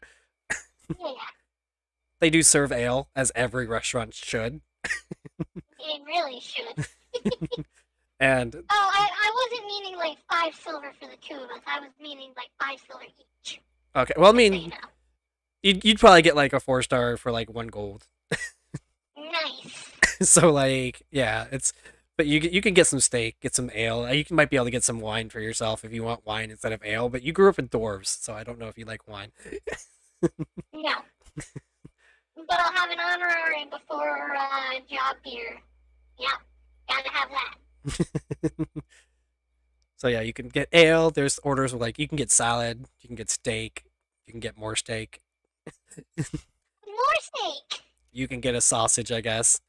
It's basically all meat or like lettuce. Those are the choices you. Or you can get corn, I guess, because there's probably a corn field somewhere around here. Well, there should also be wheat fields and stuff. Yeah. I mean, there's always Either bread. way. Bread is just served alongside your meal. That's just how restaurants work. That's either way, it doesn't really matter. It's taking Torun out one more time before I go out on this big job. And to show him this job's gonna pay well. He orders a bunch of ale and a steak, but he doesn't cut it. Gonna say. He grabs it with his hand and just starts eating it because he doesn't know where the fork is. Fair Probably should have taken him to a cheaper place. Whatever. So he just picks up it's covered in like whatever sauce they use on their steak, and he just grabs it Yeah. whole hand and just takes a chunk out of it with his face. That's fine. He's like, "Oh, I'm not mom, complaining. thanks." That's all he can get out between bites is, "Mom, thank you." And he's chugging. I will not be an animal, though. Well, yeah, you have working eyes. Exactly. One working hand. We're all broken here. You could theoretically replace your hand with a fork. Not gonna do that. That would be hilarious, but theoretically you could. You don't have to. Well, actually, since it's my dominant hand, it would be replacing with the knife. Oh yeah, yeah, you could replace it with a knife. You get like a steak knife on your hand. Why? That's so inefficient. It is, but it's hilarious to look at. People in He-Man would do it. I could imagine. But you are not And She-Ra. Then obviously, once we're done, I'll take him back, and then I'll have to head out to my new temporary job. You might have to carry him because he's drunk and blind now. Yeah, that's... Luckily, well, he's he can enjoy the hangover tomorrow. yeah. He definitely can maybe shuffle a couple of steps at a time. I'm pretty sure he has somebody other than me to take care of him. He does, because one of the dwarfs is probably going to sleep in your room now that you're not there. You know, good for him taking all my stuff out. They're not going to wash the sheets, so you're going to have to think about that when you get back. I'll just wash the sheets. No, I'll just get new sheets. I'll make enough money. I'll just get new sheets. You'll just get new sheets. Okay. Yeah. It's And a new probably... bed. Who is it that's sleeping in your bed? I got names for these dwarves. It's Adric. He's just sleeping in your bed now. He's also the one that was smoking in the corner. No, he's not allowed. Anybody else? Unfortunately, he's the one who claimed it. He called halfsies. And you're not there to stop him right now because you're getting on the carriage. You won't know that he has until you get back. Oh. Because you left at night and he was still working when you were leaving. So. Well, if my room smells of smoke when I get back, him and I are going to have words. And you might be level 10 or something by then. And he's not going to like them words. He's level 1, like you are right now, so... Exactly. He's not going to like them words. Toruin's probably like level 5. He's gone on adventures at some point in his life. Well, that's fun. Which, he's also blind now, so he can't do much. He's got disadvantage on every hit roll he wants to... I could probably take him then. He's got... Yes. So yeah, you get on the carriage, right? Yes. Did you say you were having any drinks while you were out there? I had one. You had one Only drink. one. So you feel a little tiny buzz. You're not drunk, but you do feel a tiny buzz. Yeah. Not irresponsible to have one drink before work. Yeah. It was Dwarven Ale, so it does still give you kind of a tinge. Dwarven Ale's the best ale. Everybody knows that.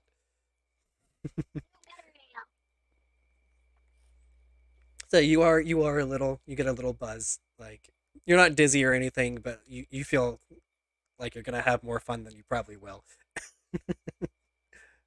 I already am. Okay, so in the cart with you, you do see the 2 guards he was talking about. You got a probably what looks like a ranger dude. He has a bow. He looks like Robin Hood, but like tan skin and dark hair. Yeah. And then you got what looks like maybe a paladin. You're not sure what they are exactly, but their gear kind of tells you a little bit about them. She's got the fiery red hair and some green eyes. Yeah, I don't even need to bring the heels. There's a paladin here. Yeah, you do have a paladin here, or it looks like a paladin Actually, here. They could just be a very poorly classed or armored person in a different class, but as far as you think, they're a paladin. you're saying a paladin is poorly armored? They wear heavy armor. No, I'm saying like, it could just be a different class who's wearing heavy armor that shouldn't be wearing heavy armor. My other thought would be a fighter. I mean, if anybody else probably looks wrong, I could be mistaken for a paladin, actually. You Couldn't could. be that hard. You think that they're a paladin. As far as you are aware, they're a paladin. But They could be a forge cleric, too. Ooh, la la. they could be. They could just be a rogue who's just really stupid. Oh my goodness, how stupid would you have to be like, I'm a rogue, I'm gonna wear heavy armor. You don't know. Oh. You hoping that it's a paladin, as far as you know. But you do know adventurers can be really dumb. So, there have been really dumb adventurers. That's an understatement. You've had a couple come through and work in your forge and ask you to, like... You've had, like, a monk try and give you a sword to fix. So... I mean, there's nothing wrong with fixing it, but if he's trying to use them, I'm bonking him with it. Well, he was by himself, so as far as you know, it was his sword. Wow. Maybe monks can. I think there's an off-class They variant monk that uses them. they can use swords. It's just way worse for them to use swords in general. Well, there's a variant, I think, that instead of flurry of blows, they get flurry of blades instead. Yeah. But he was also not wearing armor or anything, so he looked like just a regular monk dude who for some reason had a long sword. So you know that there's been dumb adventurers. So that lingers in the back of your mind. As should every good adventurer. Never assume your party is equipped right. I mean, if this person's like, looks at me and they're like, oh, what kind of class are you? And I go, I'm a cleric. They're gonna say, oh my god, you're an idiot. No, he just, or she's just looking forward, just trying to keep an eye out on the road. Well, yeah, they're paid to watch. I'm paid to fight. Yeah. And the dude with the bow, he's also looking out. He's actually looking out the back. I can imagine the guy with the bow is probably going to be the one who sees any danger. Yeah. Well, he's keeping the rear because, like, you know, the people up front will probably also see danger when they're heading towards it with a horse. Buddy with the bow, I'm actually going to ask him a question. Yeah. Like, hey, mind if I see your bow for a minute? Just one. Just, okay, you got 1 minute. He hands you the bow, but he keeps, like, a dagger handy. That's fine. I'm going to use the, what ability is it called? Blessing of the Forge on it. It basically gives his bow +1 to hit and damage. Okay, you can do that if you want. And then I'll give it back. He just looks at it. He doesn't really notice anything different. And then he just takes back aim with it. He doesn't know that you did anything with it. Well, I mean, he would have literally seen me imbue it with magic. Well, he was looking the other way while he was keeping an eye on the road. Oh. Fair. So he just doesn't know that you did anything. He just thought you wanted to look at it. Just take it. Use it. Pick up. Yeah, he just takes it, and he just takes aim and looks at the back again just to make sure.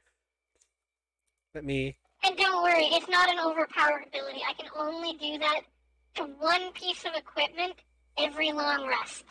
And it only lasts until I decide to, until I take a long rest, really. So I can't just buff up all the party's equipment. It is literally Just, one piece. yeah, one piece. Yeah, it's fine. It's the one piece. The one piece is The real. One Piece is real. It was in Fubuki all along. But yes, so it's not overpowered. No, I know it's not overpowered. But yeah, so yeah, you know it's gonna take you about 3 nights to get to the next town. Which means you did pay a really low price for this. But you know, you're not gonna question it, right? No. And each night, well, basically after every long rest, I'm going to ask to see the guy's bow again. Give it back to him after imbuing it. He'll probably ask you on the 3rd night what you're doing, but he doesn't care on the first 2 nights. He's just like, whatever. I guess she really likes my bow. But I'm imbuing it with magic in case something happens. yeah. Well, on the 2nd night, you guys are actually gonna, like, the carriage is gonna come through a halt, and the paladin's gonna jump immediately out. And then so does the archer, the archer guy. He's gonna jump out too. Not as quickly, because it takes him a second to notice that the paladin is jumping out. I'll keep my eye out, see what's going on.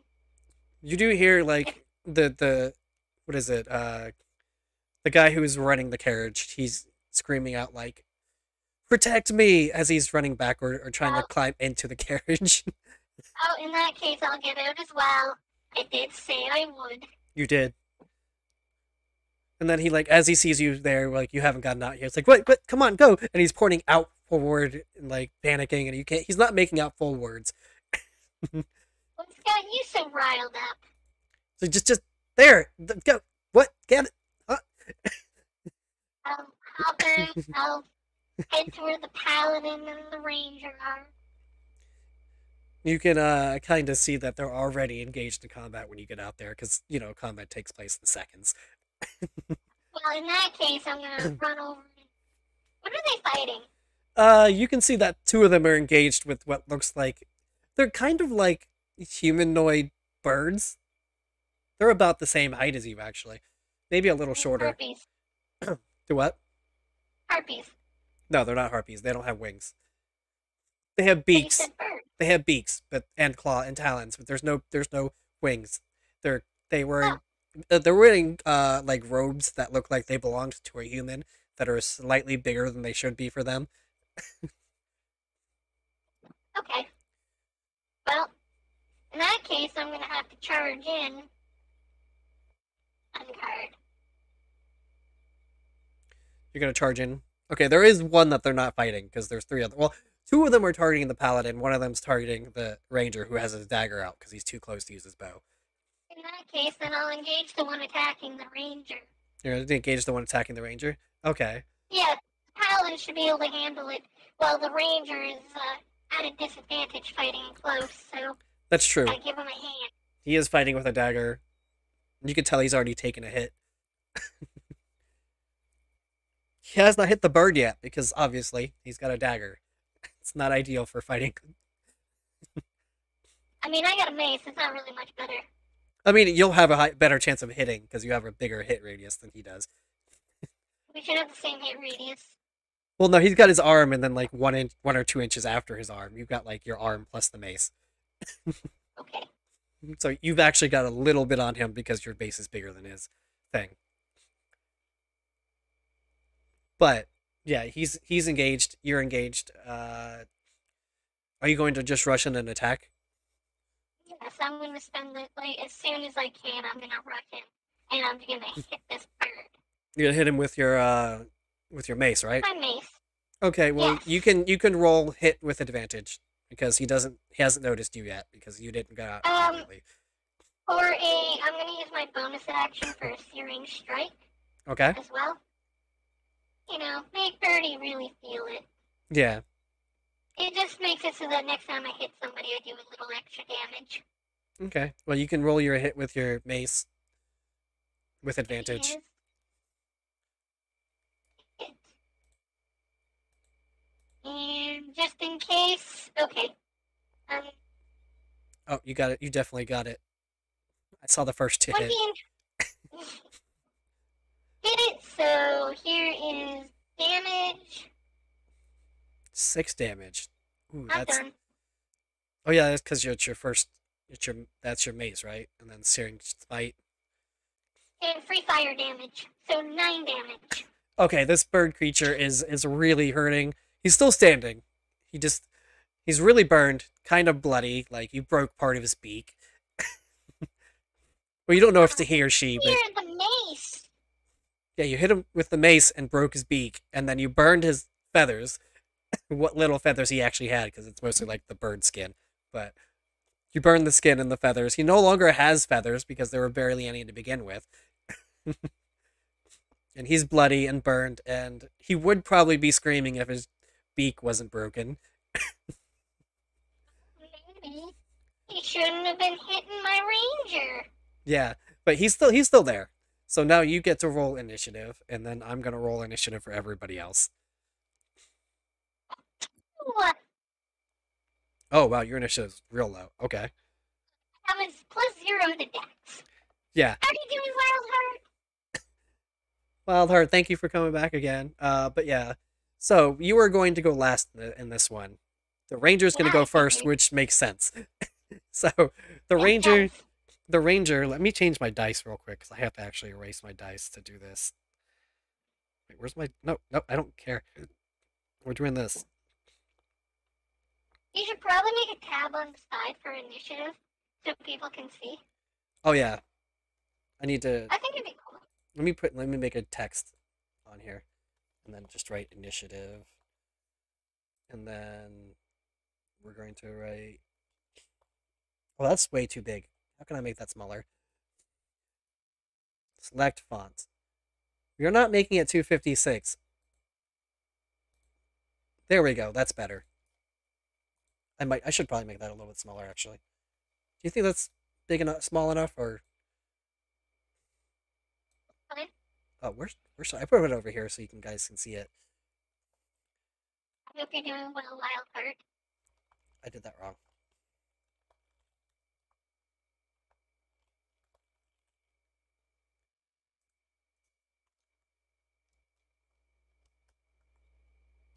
There we go.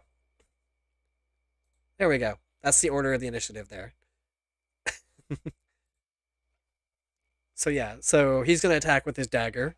Let me go ahead and roll his hit. If I can close this part of the window. Let's see, what is his... Okay. So he does not hit the Kenku. Let me see if the Kenku can hit him. Use your bow, man! 5 foot step and use your bow! I know. He just wasn't... He was still attacking with this thing. Unfortunately, the Kenku does hit. He's going to aim at you. Well, actually, no, he does not hit you. Wait. Actually, what is his dex? No, he does hit you. You hit an 18. Dang. Hold on. I'm trying to do the math in my head again. Because I'm looking at his sheet. And I'm like, okay, no, he barely misses you. He was So you probably super ended up close. hitting my armor.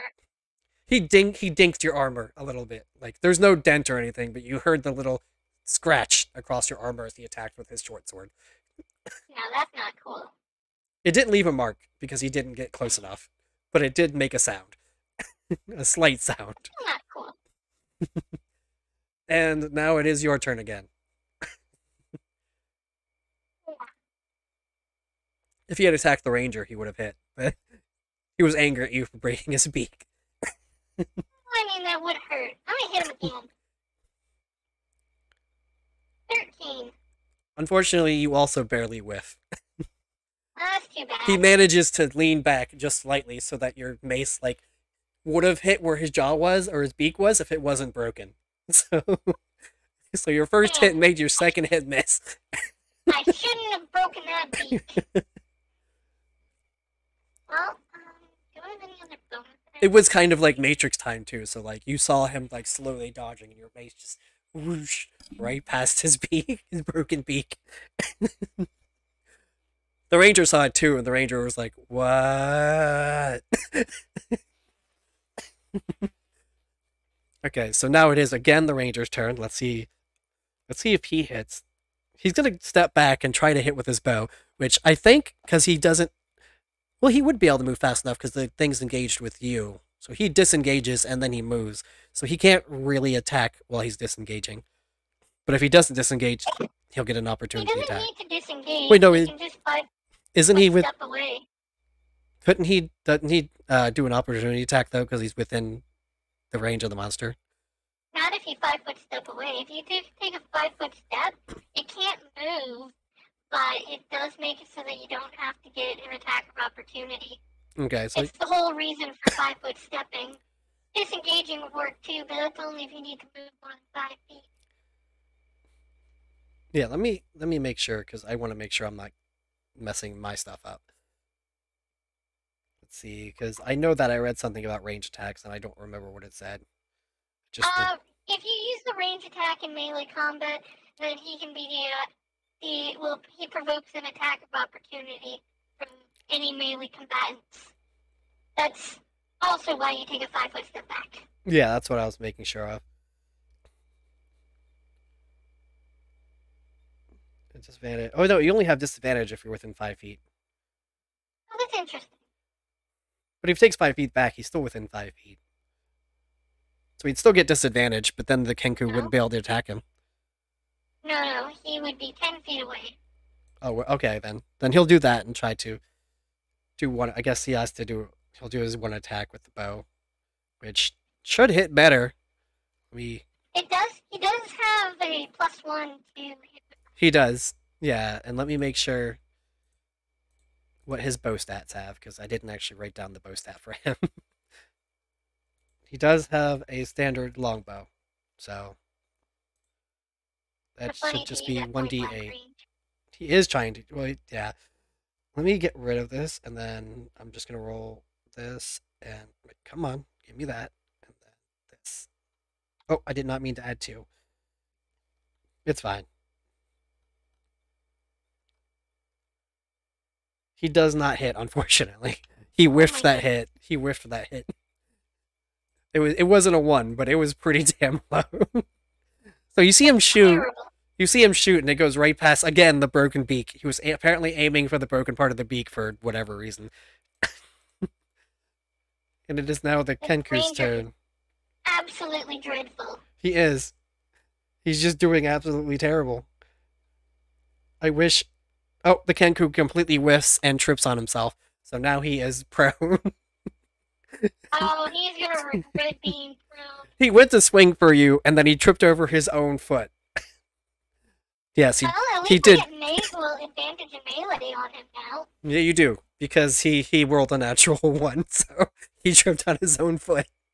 Well, I guess when it's my turn, I'm gonna club this guy. It is your turn now. Then I'm gonna club this guy. Okay, you're gonna club this guy. Okay, go ahead and Hold club on. the guy. Well, I can't believe I rolled another 13. You rolled a 13? I did. Well, don't you get advantage anyway? That is with advantage. Oh, wait, you rolled 2 13s. No, I rolled a 13 and a 1. Oh, okay. Well, you missed. Somehow, you just hit the ground next to him. I guess because, I don't know. You were trying not to hit you were trying to yell at the ranger at the same time. That's what happened. You were yelling at the ranger because his aim is so crappy. Even with your bonus, his roll was so crappy. This is why I hate low levels. They're absolutely dreadful. Yeah, don't worry. You'll probably get level know. 2 after this. I was planning on making level 2 after this because it is. We are doing, what is it called? Milestones. Basically, after the beginning solo, you're making us level 2. Yes, I'm doing milestones. Anytime you guys do a decent milestone, I'll give you guys a level. I just don't want to take care of the experience because that's just too much. I don't like doing that much of math. Well, the tutorial is a good milestone. It is. That's why you're all going to be level 2 when you meet up. Okay, so you missed. He's going to try and hit the thing again, which means I need to reset my dice again, which is fun. So we're going to do D20. Well, at least if this guy wants to get up, I get to hit him. The attack of opportunity. Good news, he barely hits this time. Just so you know, range attacks will have disadvantage against the prone targets. Oh, disadvantage? Okay, then maybe he didn't Yes. hit. We'll see. Oh, no, he didn't hit. I figured. With disadvantage, he actually rolled he rolled a 1 himself, too. So Oh he my shoots goodness. himself in the foot somehow while aiming downward. You hear him scream as he shoots his own foot. Now he's pinned. He can still pivot, but he can now not walk. I do not like this ranger. So it is now the Kenku's turn. Because he just whiffed so hard with that disadvantage. And the Kenku is prone, so he tried to get up and he could not. If the Kenku tries to get up, I get an attack of opportunity against him. Yeah, he's trying to get up, so you can try that if you want. You can hit him with the opportunity. Oh, let's hope I can hit him. No. I rolled a 10. You rolled a 10, so he is getting up. Let me make sure I know the rules for prone. I wrote this down, too, and I already forgot. If he's prone as well, he can only crawl, as well as his disadvantages on his attack. But the fact that he stood up, Most Yeah. people tend not to want to stand up. Well, not to want to stay prone very long. Unless, you have somebody with a bow attacking you. Yeah, so he stands up. He uses up half his movement to do that, but he's not going to move anyway, because, I mean, if he moves, you're going to try and hit him again, so... Actually, I can't. Oh, you can't? And the archer can't, because the archer fucking shot himself in the foot. Well, the archer can't because he would be moving into the archer's threatened square. Yeah. He'd just be moving out of mine. I'm the only one who can, but I already used my reaction To do that. Actually. I don't know, I thought reactions were different in 5e. It might be in 5e, I'm not 100% sure. Hold on. Let me check. I'm also looking this up. Range text, grappling. Where is the reaction? I had that written down, and now I don't even know which page it's on. I have so many pages. When you take a reaction, you can't take another one until the start of your next turn. Okay, so yeah, you can't do it until your next turn. Got it. Yes. Oh god, I went to the wrong page. I'm trying to go back to the comment page. Okay. So he's gonna actually step out of your range for a second. That's fair. I mean, this archer is helping him kill himself anyways. Yeah. Why not speed it along? The archer has taken not as much damage as the Kenku, but you can tell he's taken more damage than anyone else in your party. Considering you've taken none, the paladin's probably taken a little bit, but not nearly as much as the archer's done to himself. Because I did roll damage on himself. Okay, so now it's... Did you add the 1 damage that I buffed his bow with too? I did not. I just rolled a straight D8, so I guess I should add that. So the archer is doing pretty bad. He's actually doing worse than the Kenku right now, actually, considering his max health was actually lower than the Kenku's. Actually, I know you don't want to talk about the other players, but are any of them using something like a bow? Maybe? If somebody is, what a lot of DMs that I've had before do is they actually allow you to apply dex to the damage. If not, your ranged weapons don't tend to stack very well with melee. But I mean, I guess that could be the advantage of, Well, having a I did add his dex to his attack for that. Okay, so you are... Which is why he's almost dead. I gotcha. I just wanted to... This archer, I don't care about. If he dies, he dies. Yeah. But I did want to... Just in case your party members are doing it, yes. Exactly.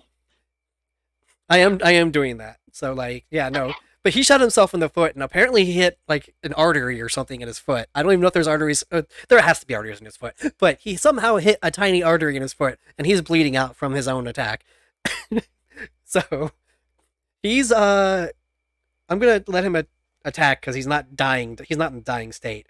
But I am going to give him disadvantage because of the shit that he's done. So as long as he's in positive HP, he'll be fine.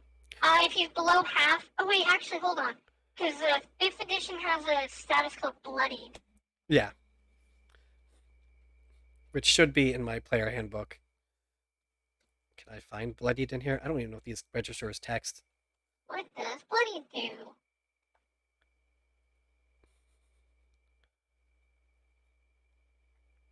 Let's see if I can ever get it in my book. Oh, Bloodied...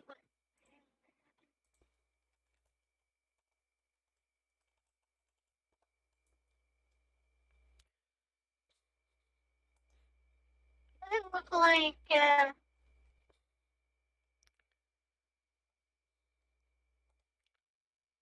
Okay, it doesn't look like Bloodied actually does anything. It only does stuff to monsters. And big monsters at that, from what I read. Yeah, pretty much just like dragons. Or, like the final boss. Or yeah. Well, big bosses.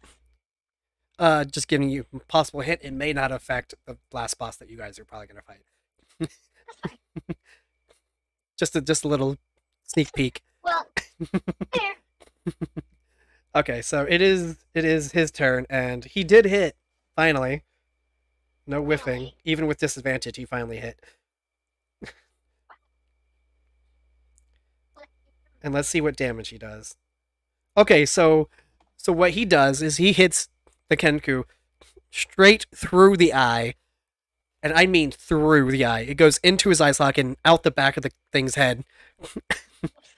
And it screams through its broken jaw as it falls backwards, writhing for about 2 seconds before it just stops. Everything from it stops. It's just dead. Well, it sounds like I need to go help the paladin out now. Yeah, and the ranger guy, the archer, was going to do it, but then he's like he doesn't pull the arrow out of his foot, but he pulls the arrow out of the ground and then screams loudly and faints. He's not dying, but he will not be useful for the next anything. Well, I'm gonna go help the paladin now, so I'm gonna charge into the next combat. Okay, so you see 2 more of the same creature. One of them looks like they're probably a little over half dead. The other one hasn't been hit yet because you can see that the paladin's been trying to focus on one, as they should.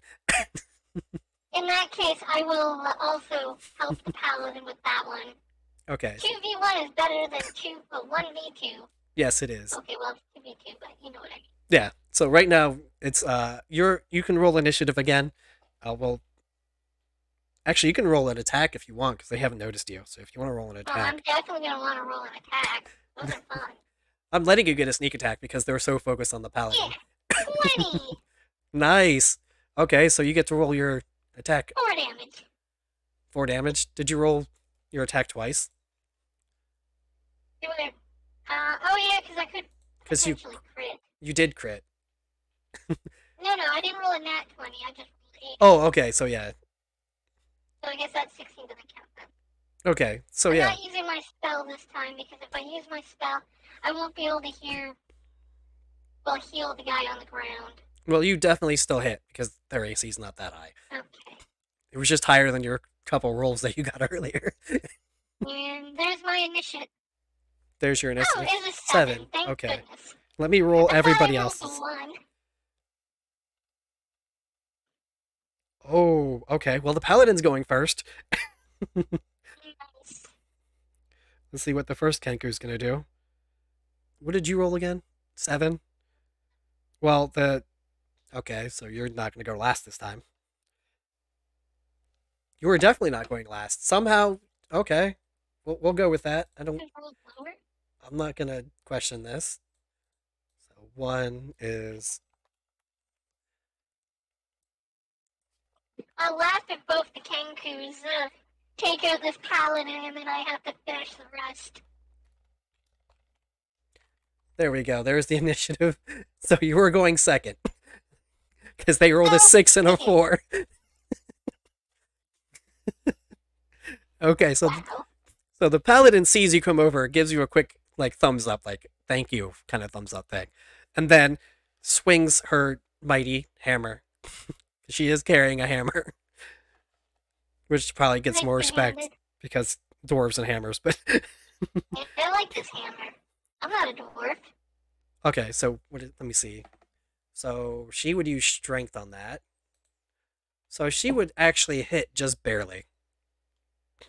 She barely just hit. You can see that she was struggling with that swing for a second, probably because she had her arm hit at one point. That would hurt. It would hurt. Let me make sure, because now I don't need the longbow, so now I'm gonna look up hammer, because I need to know what the hammer damage is. Hammer equipment. That's not it. I want. It's hammer time. It would be a light hammer, probably. Wait, what? Why is that weaker than the bow? It probably is. Yeah, it says only 1d4 for a light hammer. Makes sense. Yeah, it's a little sad. But you know what? She hit. That's all that matters. Although she only did 1 damage. So she hits it, and it kind of shakes it off a bit. She does get her strength. That's true. So she does 4 damage. So it hurts a little bit. You can see the Kenku's hurt a little bit more, but it didn't do nearly enough to finish the creature. Fine. That's fine. So it is now your turn, and this thing is pretty bloodied. Well, I'm gonna hope to kill it.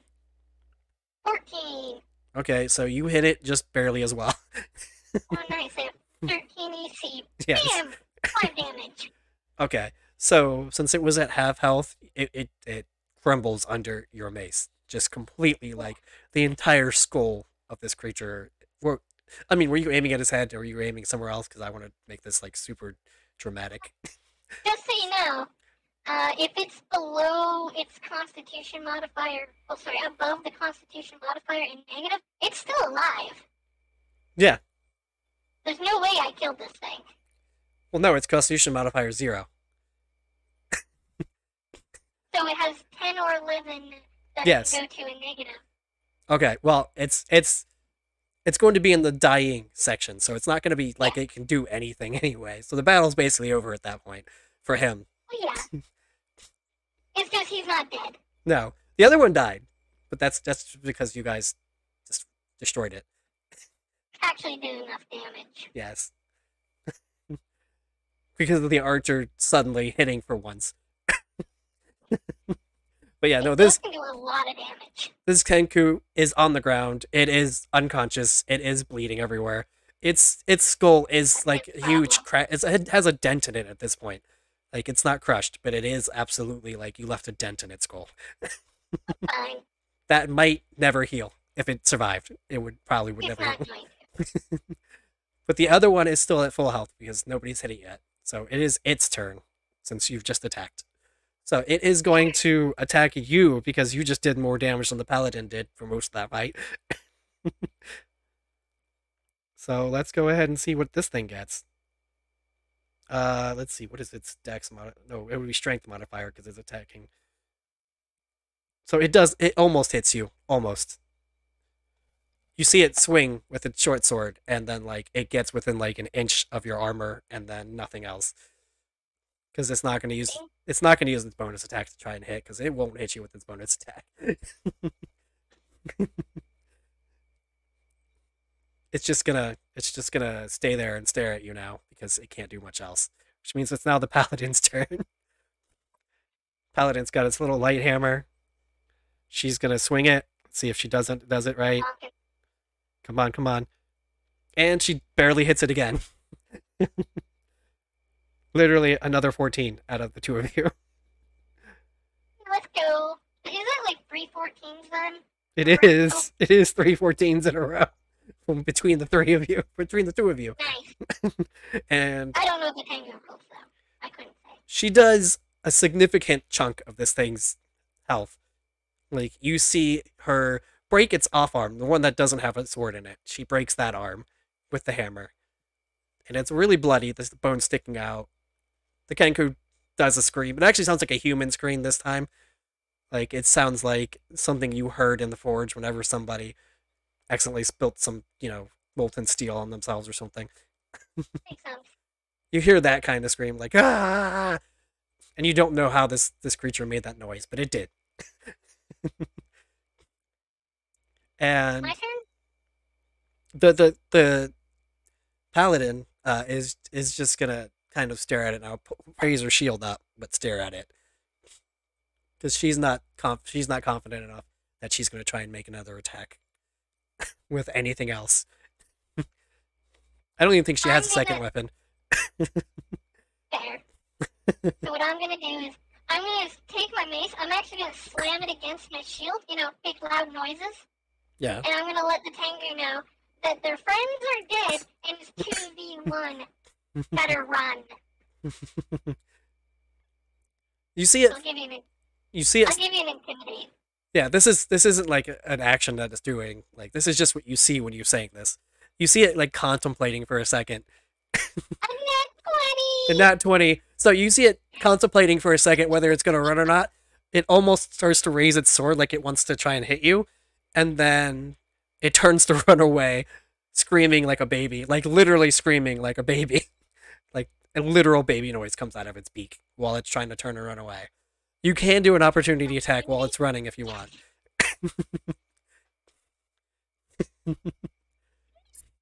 Nat 20, so yeah, you definitely hit. And that would count as a crit. 2 nat 20s in a row. Your nat 20s are all getting wasted in the tutorial. 11 damage. So, yeah, you knock this thing unconscious. Just smack it, and it's back, and you hear a nasty crunch You don't know if it's its spine or its shoulder blades, but there is a crunch as it comes tumbling down. No noise because it's in shock as it goes down. And you have now defeated all three Kenku. And you do note that the paladin was still more helpful. Run! Oh, I'm gonna run, dude. It's only because you rolled a natural 20 on your Intimidate. If you had rolled anything less, I would have been like, it wants to run, but it cannot running yet. To be fair, the whole reason that I was hoping to get... Because if you can intimidate somebody, when they try to attack you, they get disadvantage on you. Yeah. I mean, I knew what you were So- trying to go for, but that natural 20 just was like, I have to make it run. I mean, I was also hoping that it would run. I just didn't expect to follow the nat 20 up with a nat 20. Yeah, I mean, they weren't going to run till their turn at that point, but because you said it with so much intimidation, they ran while you were saying the words. Well, it's also an action, so at that point it would have been its turn anyways. That's true, but it did run while you were saying the words because of that natural 20. It didn't even let you finish the sentence. It was just like, no. Okay, bye. Oh, I'm dead. And you do see the bowman finally wake up, and he starts carving meat out of the birds for some reason. I will be healing him because he's like almost. He is almost dead. He was faking unconsciousness. Well, he didn't faint because of the damage done to him. He fainted because of the idea of an arrow in his foot. He's kind of a wuss if you couldn't figure that out. Well, since he's a wolf, I'm gonna use healing word. Actually, What's the word of the day? What word are you going to say to this man to never heal him? mind. No, it's just curing one. Well, cure one. Okay, cure I wounds. thought healing word was the area heal for less. No, it's just a range heal for less. Okay. I would have made you do a word. Made you say a specific word to make you heal him. I don't care what the word is. It's just funnier if you have to say a word. So instead, I'm going to use curing wounds, and because I can cast it without putting my weapons away, I'm just going to poke him in the back with my mace. Then heal him. The arrow comes popping out of his foot because of your cure wounds. No matter, you healed really I healed good. him for 7. Yeah, he's back in stable enough condition that the arrow just pops out, and he's still pretty bloody, but he can function. He's not going to go dying immediately or anything, but he's probably not fit to fight. So, not fully fit to fight. He's got more than half. Unfortunately, I only had 2 spells, and one of which was Searing Strike, so... I mean, you could have used that on him. It would have been funny, but no. I don't plan on hitting him with Searing Strike. He's got more than half his health now, but he could fight, but it's also he'd also probably be a liability. He is a liability. I mean, he was already a liability, but at just barely above half health, he's even more of a liability. He can take maybe 1 or 2 hits from a weak enemy. I will take a seat back on the carriage. He's lying down on the floor. The paladin takes her seat back, but now she's looking in both directions because, Well, if that's the case, I'll take the ranger spot, and I will even ask the carriage driver's like, where did you find that guy? One town over, he was the only one who would take the deal. I wonder why. You kind of get the feeling this guy just picked whoever was dumb enough to take the deal. Well, I get the feeling the paladin more decided to go through it because it's the right thing to do. Probably. They probably have similar Or- morals to you. Or they were at least going in the same direction. Yeah. She's still taking money, but she's not taking much money. And the food. She's currently eating some jerky while watching the road. As Keep an one eye does. on one side, and I'll eat too.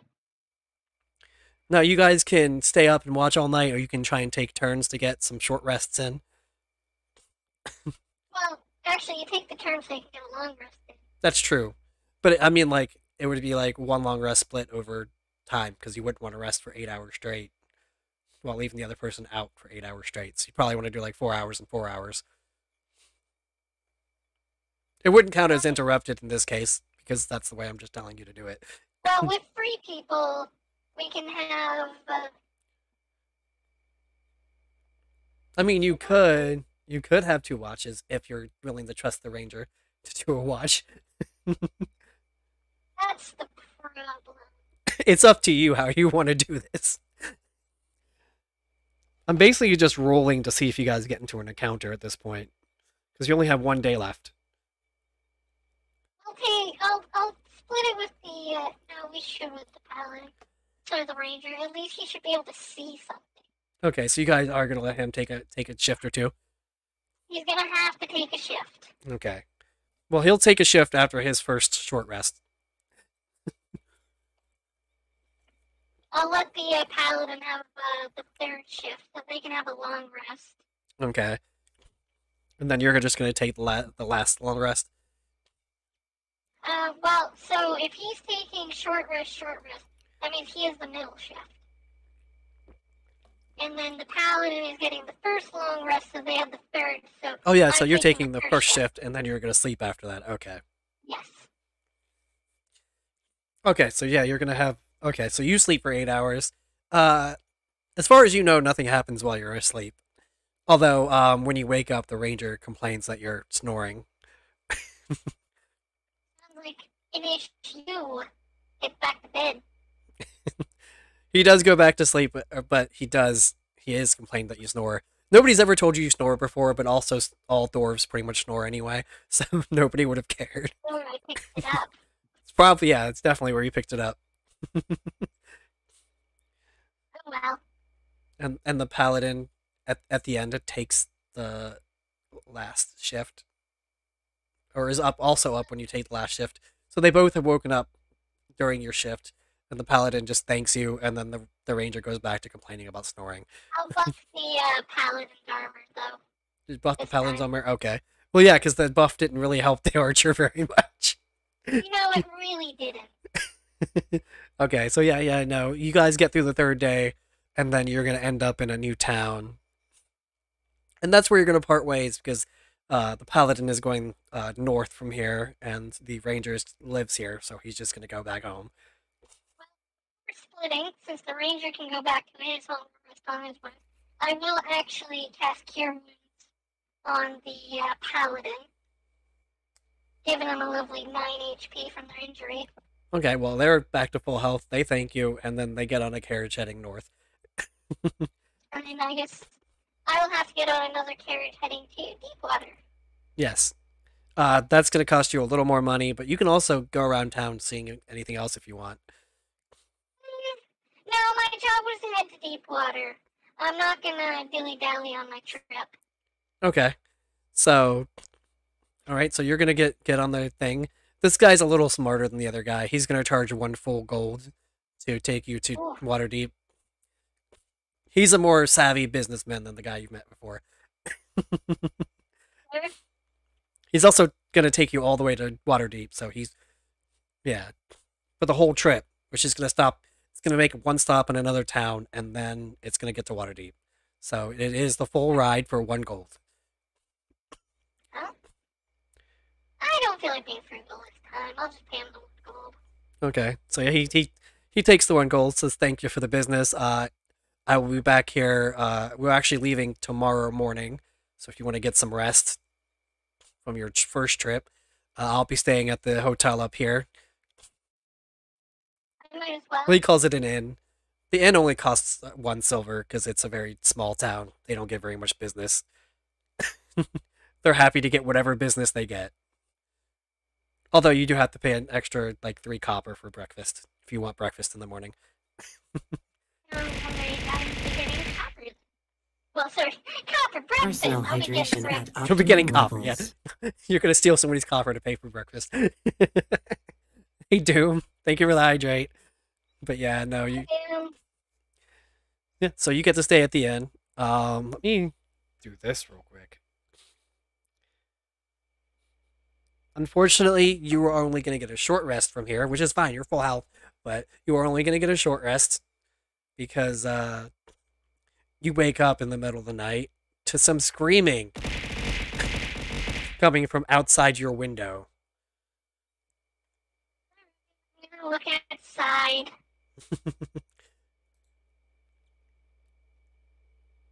What's outside? What is outside indeed?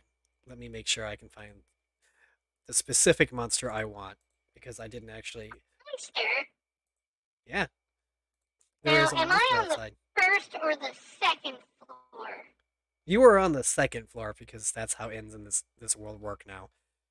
I just decided that. Can the window be open? The window can be opened. Good. That is good. We're not giving you that in the first thing. Okay, is this it? Is this what I want to get? Yes, it is. That is One sec. exactly.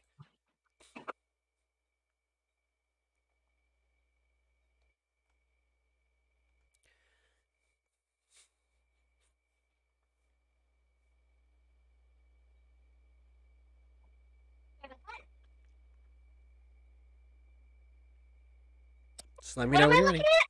What are you looking at?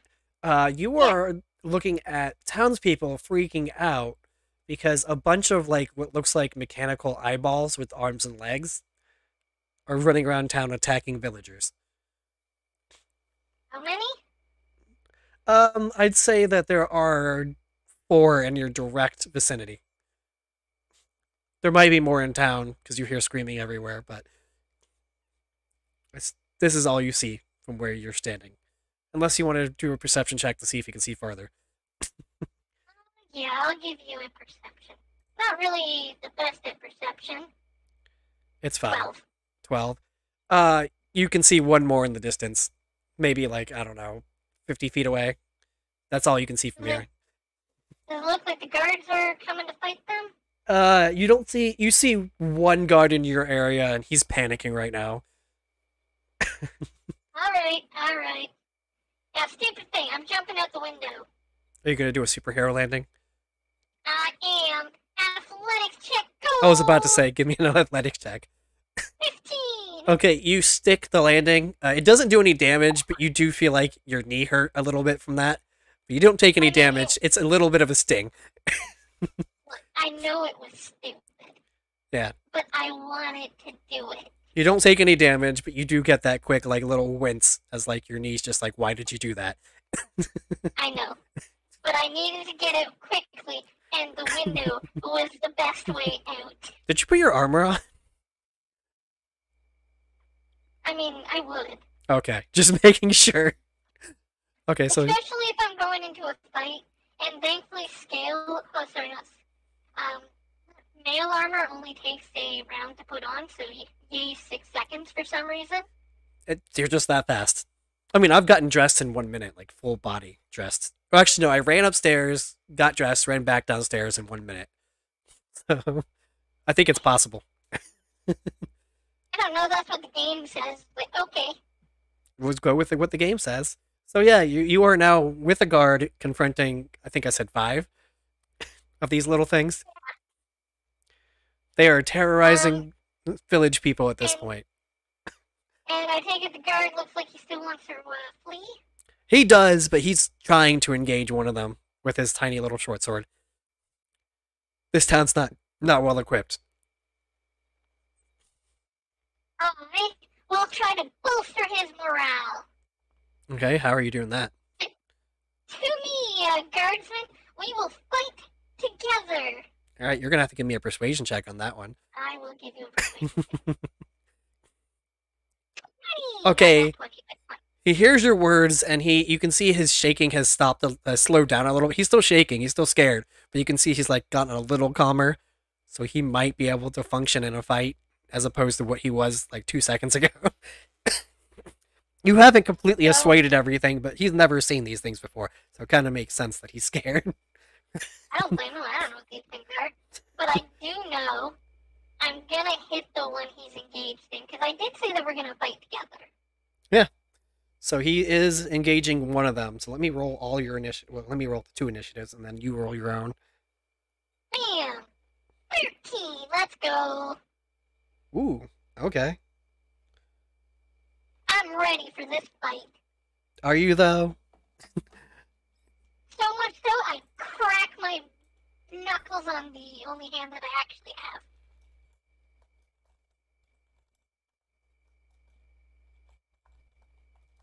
Not 4. There we go. Initiative is the monster goes first, the guard goes next, and then you go. They rolled a 19 and an 18. I tried. Look, I'm ready for what I'm ready for. They're more, Clearly not they're ready. just slightly more ready. Well, they're already in combat, that makes sense. Yeah. So yeah, the monster is going to swing its little sword at him. So thankfully he does not get a bonus. But he still hits. I have no spells. He still hits. For 1 damage. So you see the guard get hit, it doesn't really hurt him that bad. He's kind of like, he winces for a second, and then he's like, what the hell just happened? Well, that means I have 1 spell. Okay, that's not bad. And the guard whiffs it, so he misses. The guard misses with his short sword. So basically nothing's happened so far. Alright, let's show this guard that we mean business. By, hitting the monster, not the guard. I was about to say, you're going to hit the guard because we don't need him to die. 16! 16 does hit. Actually, that barely hit, actually. Bludgeoned it for 5. You bludgeoned it for 5, and it goes down. Oh, these guys have, no health. Yep. That's why I sent a bunch of Oh. them. Okay. I was wondering, it's like, 1 guard for me versus, a bunch of these things? This is gonna be scary. No. These are actually challenge rating 1 out of 1/4. Not even 1. So, Oh, okay, so that means that with this guard, we should actually be able to fight 8 of them. Yep. Okay. Well, I don't know about with the guard. Depends on if you gave him a class level or if he's just getting things. he has stats, but he's not like an actual level. I just gave him stats. Okay. So, yeah, that's fair. So yeah. So it is now back to the new monster's turn. So unless you want to wait, actually no, it would be a monster's turn if I can roll their. Let me roll the rest of their initiatives as a group. Yeah, that's fine. And actually, it is the guard's turn because they rolled shit for the group. Let's go. So the guard is just going to be like, okay, let me attack another one. So he runs at another one with his short sword, and he swings 2-handed this time because he thought maybe that would help. And it did. Yeah, let's go. I was actually really expecting it to go poorly. And he did 3. No, it was 4 damage. Did he kill 'Cause- one? No, he left it almost down. I It's- have 5 HP. It's like cricketing, like, when the robots get all like broken and stuff. It's like its arms are moving funny. Alright, this one that has 1 health left. Yeah. How tall are these things? Let me see. Does it say how tall it is? It does not say how tall it is. I imagine they're about maybe a little bit taller than you. Because you're short. I'm gonna go for a field goal with this thing and just give it a good old boot. Okay. So are you doing an arm strike or are you hitting with your mace? Not hitting with anything, apparently. No, you are not. You just okay. So you go to I punt was it gonna kick it. and you do the Charlie Brown thing. You don't fall down, but you kind of stumble when you kick it. Instead, you kick air and stumble backwards for a second. If I would have hit that, that would have been cool. It would have been cool, but now you get Charlie Brown. Oh well, Okay, now it's its turn, along with the rest of the group. fine. They can try to maul us if they want. They can. I don't know if they're gonna do well. Well, One honestly, I hope they don't. one is going to hit the guard. That's fine. He can handle 1 hit, right? Yeah, because he just took another 1 damage. Oh my goodness. So the guard's fine for now. Okay, one of them is actually going to go after you because even though you're shorter, you're a bigger Doesn't target. like Charlie Brown. And it He misses. doesn't look. Yeah. It tries to swing with its sword, and like I guess while you're stumbling backwards, They have swords? yeah, they have little swords. Oh my goodness. They have tiny little swords. They're not even short swords. They're like slightly smaller than a short. They're not a dagger. They're in between a dagger and a short sword. You don't know what the heck the real thing. But one of them misses because you're stumbling backwards right when it tries to swing at you. Oh, it was just planned. 100% planned. Oh, but this one's gonna hit you. What? It rolled an 18 on the dice. Dang. Good on him. How much damage? How much damage? Let me see. He's got a 1d4. And he does 1 damage to you. So they're just they're barely doing anything, but they're trying. You see, while I wear full plate armor, I take 3 less damage. So you don't take any damage. Got it. Yeah. It whiffed. I mean, it hit you, but it hit it. That's a scratch on your armor, is what happened. No, that's not cool. And then Not cool at all. I believe there's one left, and it whiffs on the guard. This one, It tries to swing at the guard. I guess its eye is not calibrated or something. So it is now the guard's turn. Guard's gonna swing now. And he hits. Swing and a hit. yeah. Let's see if He he's probably killed the creature. he absolutely killed it. He absolutely killed the creature. He did more than its max health. So he put it into the negative enough that it is just straight up dead. He just murdered this thing.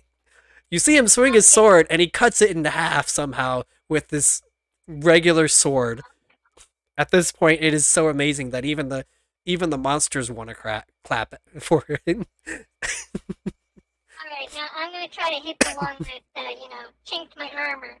Okay. 14! Probably a miss. It is a miss, just barely. You barely missed. It Yeah. it copies what it thinks you did to dodge, so it stumbles backwards because apparently Okay. it thinks that's how you dodge. Apparently, Well, it worked. it did work. So there are 3 left because you guys have killed 2. So let's go ahead and roll this one. This one is going to hit the guard. See how much damage. Are you going to do more than 1 damage this time? No, it's not. It did 1 damage again. And then we have the 2 that are after you. Also, you have a channel ready. What channel? Oh, hydrate and an auto. Okay, you want an RRRR. I already did the hydrate, but you want the RRRR.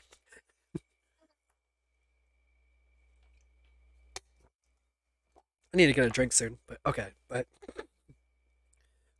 your AC is way higher than this thing hit, so you're not getting hit by that one. See if the other one will hit you. What did you roll on the dice? Nope, it rolled an 8. So they both whiffed. They tried to swing, and their swords collided in midair. So you just see them swing at the same time, and they do like a cross sword thing, and knock each other's swords downward, or slashes downward, so... Those are always in order. You can always give huggies. So now it's, I guess, the guard's turn again. Yeah. We're going to kill another creature. And the guard whiffed And with for the first time. lovely. I guess he was so caught up with like the fact that he just cut this thing in half. He was so excited that like he wasn't paying attention to where he was actually swinging. Alright, let's see if I can get rid of this really annoying guy now. Let's see, what did you get? You hit! 18 Absolutely hit. for 7! And it goes down. It's not dead, but it is no longer functioning. That's fine. So that means that there are 2 left, because we haven't killed the other 2 yet. 1-on-1. Yep, so one's going to go after the guard, and he's going to hit the guard. Are you going to do more than 1 damage? Let's see. No, he's not. For some reason, they always roll 1s on their damage. This is legit rolls, too. I'm just like, why does the D4 hate them? Wildhorn, thank you for the hugs. Okay, so now we got the one that's going against you. The guard's a little hurt now. You can see that he's taken some damage, but he's not, like, scary wounded. That's fine. He's doing his job pretty well. And the monster whiffs, like, really bad against you. He swings. There's not even anyone to collide with this time. He just swings and, like, does like a spin instead.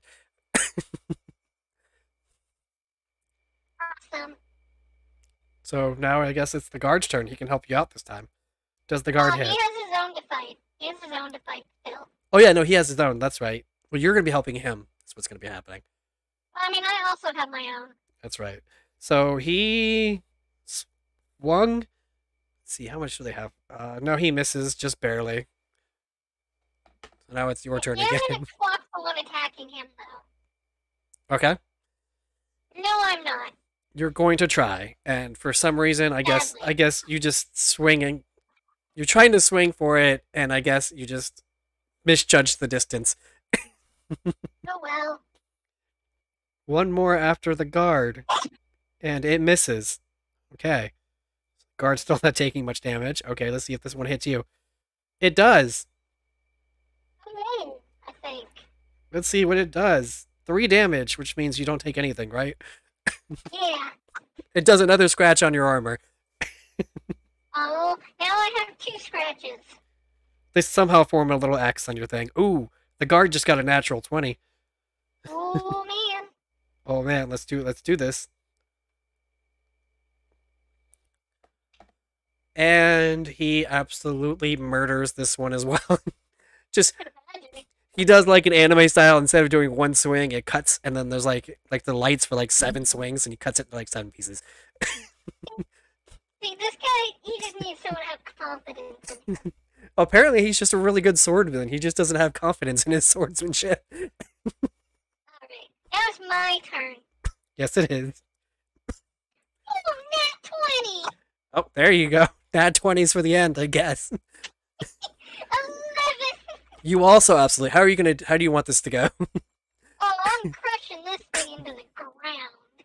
So you're just gonna leave it as a flat, like a plate. Oh, yeah. So you swing your mace down, and then it's just what's underneath afterwards. It's just a nice bronze plate with arms and legs attached. Who needs to be in a smithy to smith a plate? Not me. And that's the last of the ones that are around you that you noticed. The cries are going down otherwise. So, like, they might be leaving, they might be dead, you don't know, but there's no longer any screaming that you notice. On the guard. Heal him for 8. And he's fully healed because he only took like 4 damage that whole fight. That's a good thing. I guess I'm gonna go with this. Where did these guys come from? Also, You we can should try and do a perception to find out. No, I was gonna ask the guard. Oh, the guard says, hold on, let me see if he notices. I'll give you a perception as well. But Okay. I'm not good with perception. I say is I have a 17 for my perception check. Okay, he says, I have no clue. I absolutely have no clue. They just popped out of, I guess they popped out of nowhere.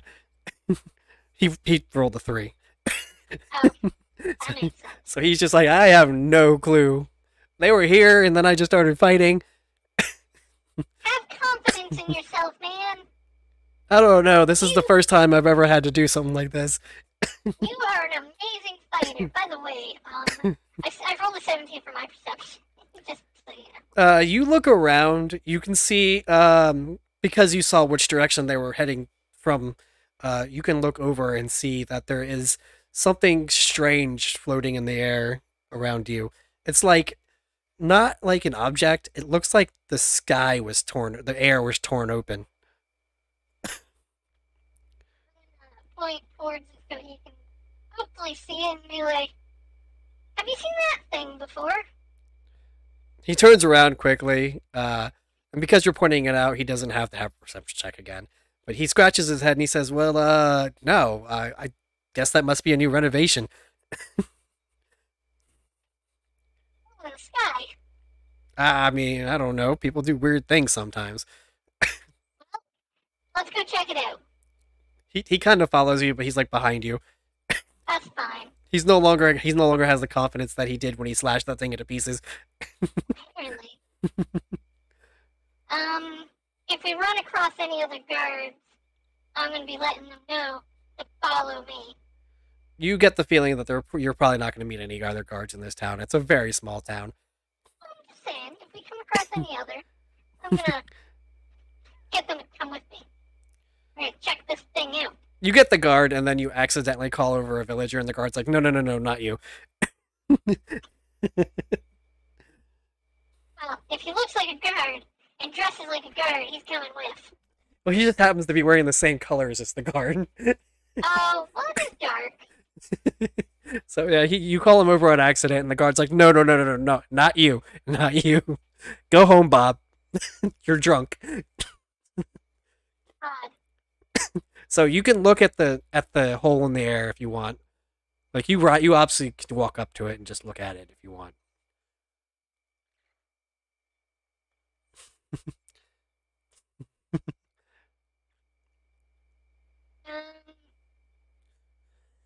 Is there anything I can do with it? I mean, if you're looking into it, you might notice that no matter which angle you look at it from, it looks exactly the same. And it looks like there's a room inside of that, inside of the yeah, inside the cut thing. I'm gonna poke it with my spear. You poke it with your spear, and your spear just kind of seems to go into the room, I pull it out. and now it's just out of the room. I'm gonna stick my right arm in. Your right arm goes in. Does it? Well, I guess I can't really do anything on my right arm. It doesn't feel any different than the air than whatever you were doing before. Well, I mean, I can't really feel my right arm because, no right arm. Yeah, But, okay, so, nothing's pulling at you. It just feels like you're stretching whatever is left of your arm can just feels like you're lifting your arm up. okay. So it feels fine. I pull my arm out. No Yeah. weird gooey stuff. No weird dust. Nothing like that. It just looks like it's just a hole into a room in the middle of the air. Alright, I'm gonna walk in. Okay, you walk in. Are you asking the guard to come with you, or what are you doing with him? Does he look like he wants to come with me? He looks absolutely terrified. Do you want to guard here? He doesn't really shake his head or nod or anything. He's just looking around. You can guard outside, or you can come in with me. Do you want to be a hero? I don't know if I have what it takes. You want me to roll perception? Persuasion? You can if you want. If you want to convince him to come with you. 18. He says, a hero? Do you think I could? I believe you could. Okay, I guess. His sword's already put away, but he kind of walks in after you. Alright. Now let me change the screen. The projector is going to change now. Slide. Next picture. So you walk in, and the walls aren't made of stone or even wood or anything that you recognize. Ow, thanks for the Hydration hydrate. at optimum levels. Thank you for the hydrate, Doom. But yeah, it doesn't look like rock or walls or wood or anything you're used to seeing. It's like the wall is just pitch black with like green squared lines all over it. Even the floor is colored this way. It looks very, very... Very hard to see properly. It's kind of like trippy. Like you can tell where a wall ends, but if you look at it from the wrong angle, it looks like the wall's extending instead of ending. What I'm gonna do is I'm gonna use my spear, and I'm gonna use it like a blind man's cane. So you're gonna poke the floor to see if you can walk on it. Poke the floor, yeah, poke the floor to see if I can walk on it. If something looks like a wall, I'm gonna poke it. If something, basically, I'm gonna keep it in front of me and tap around, tap the walls, just to make sure that, I'm not gonna be in trouble if I walk into a wall, because that would hurt. Yeah, it would hurt. But you tap around, the ground feels completely solid. The walls are completely solid. It doesn't make a noise when you tap it, but you can feel it, like, against the spear that there's something there. But there is no noise coming from it. Okay. That's really weird, but Okay, you keep walking and you come into like a fork, but it's a three-way fork. Directly in front of you looks like a room with a square that's like square-shaped, and it has a big stone tablet in the middle. To your left, you can't really see. It looks like there's a hallway it looks like the hallway continues that way, but it's pretty big distance. Okay, and I'm gonna tap around that area, make sure that it is in fact a path. It is a path. Okay. And there is another path going the opposite direction that looks... It looks like it might branch off in another direction afterwards, but also it is kind of far, so it's hard to tell because of the lines. I'm gonna tap around to make sure that's correct too. That's also the way you're looking is a direction. You just don't know if the further turn is a direction or not. Yeah, no, that's fine. Well, in that case, let's go take a look at the tablet. Okay, so you can walk straight towards the tablet and look at it. Are you gonna try? What are you gonna try and do with this? See if I can read it. You're gonna try and read it? Okay. Yeah. Give me an insight check. Insight. I actually am half decent insight. Well, we're gonna ignore the fact that I rolled in that one. So, yeah. Okay, well, you can't read the language anyway, but you also don't get a feeling that it means anything. Like, you don't know what it means. It could be important, it could just not be important. How big's the tablet? The tablet is about regular human size, so like 5'7". That's a big tablet. It's big to you.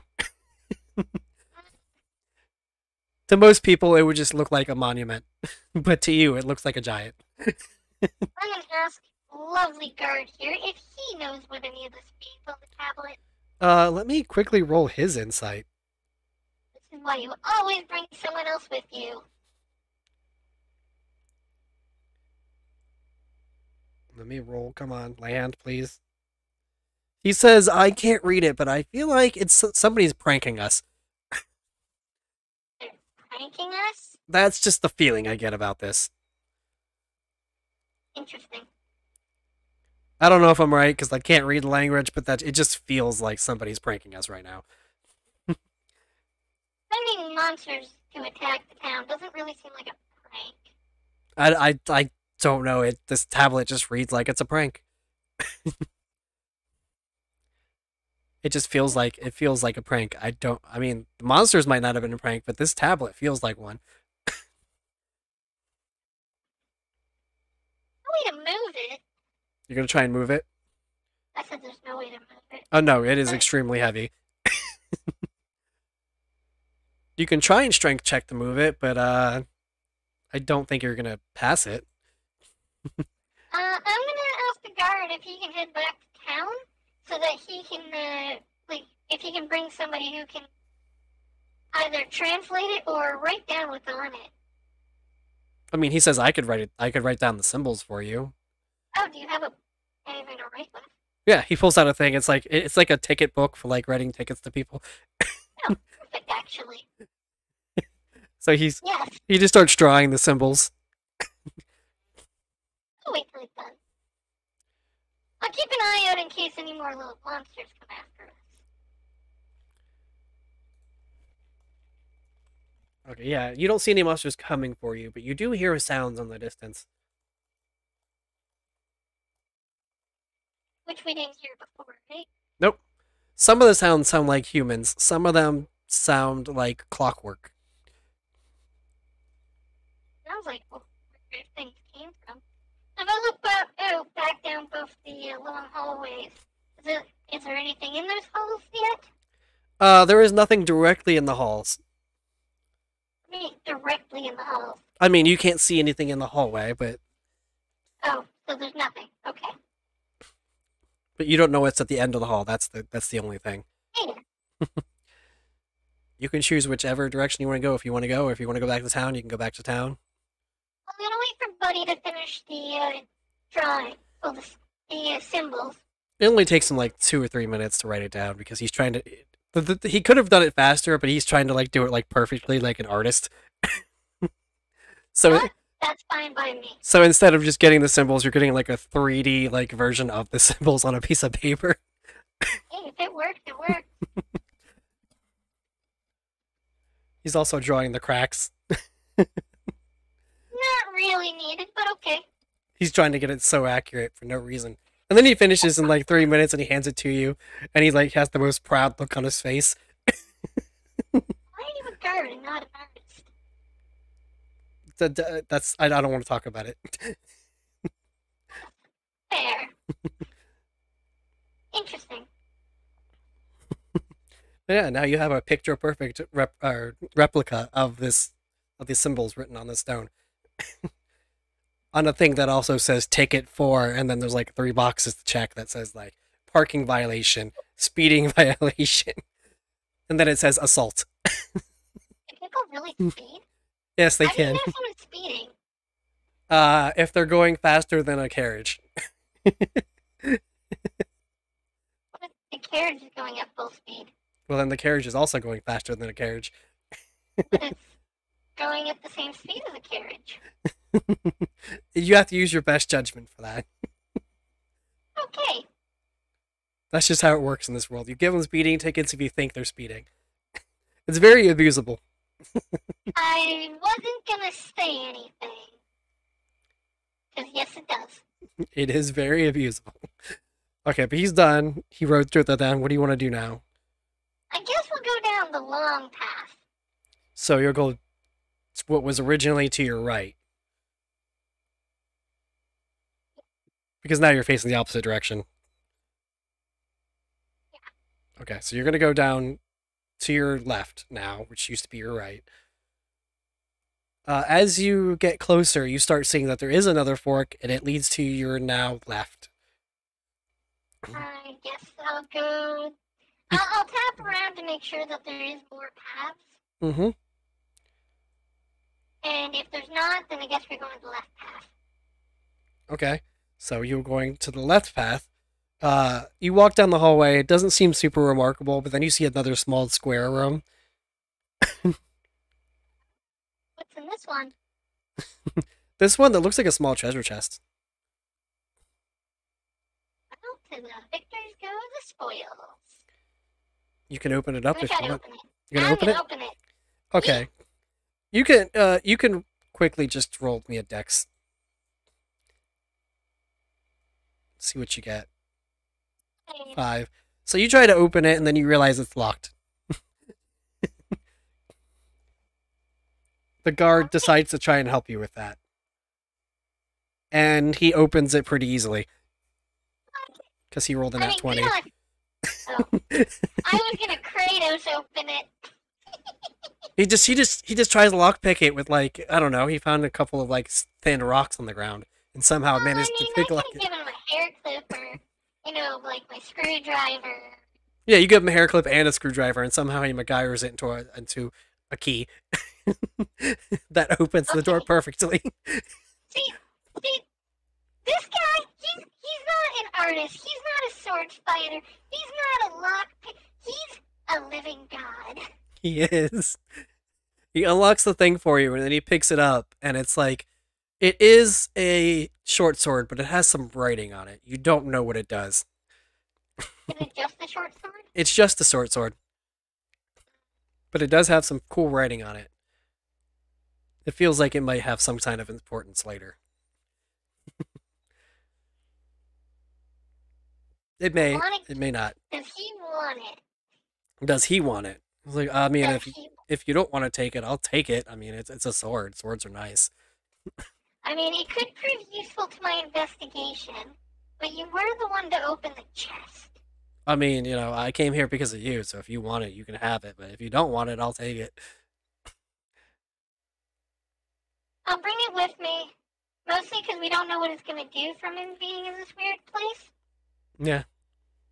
And if I'm going to end up traveling back through here, if it turns out that I no longer need it for my investigation, I'll give it back. I'll give it to you. That sounds like a good deal. Let's see. So you want to? Okay, you got this sword. Chest is no longer. Chest is there. Well, actually, no. I'm gonna make this interesting. The chest disappears when you take the sword out.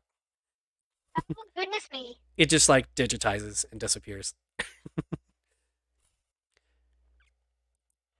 Well, But the sword's still there. fancy. You still have the sword. The chest just disappears on you.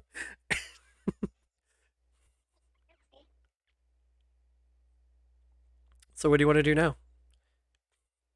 I guess I'm going to try to figure out how to add equipment. You're gonna try. Wait, what did you say? I'm trying to add the equipment. Weapon. Okay. Right now, you could just add it as a regular short sword. I mean, it's more different than just a regular short sword. It is slightly different, but if you're going to add it as a weapon for right now, it would just be a regular short sword until you figure out what it does. Yeah. I don't know where that- Okay, and then you said you're going to go back. Yeah, because there's nothing else this way, right? Yeah, it's just an empty room now, except you guys. Yeah, then I guess we'll have to go check the other path. Okay, so you're going to go back to the path that you just came from, and then go to your left again now. Basically, we're going back to the four-way forest going straight. Yeah, so you're going to go back there. And then you enter another square room, because there's a lot of square rooms on this map. I didn't actually draw the map, I randomized it, and it just gave me a lot of squares.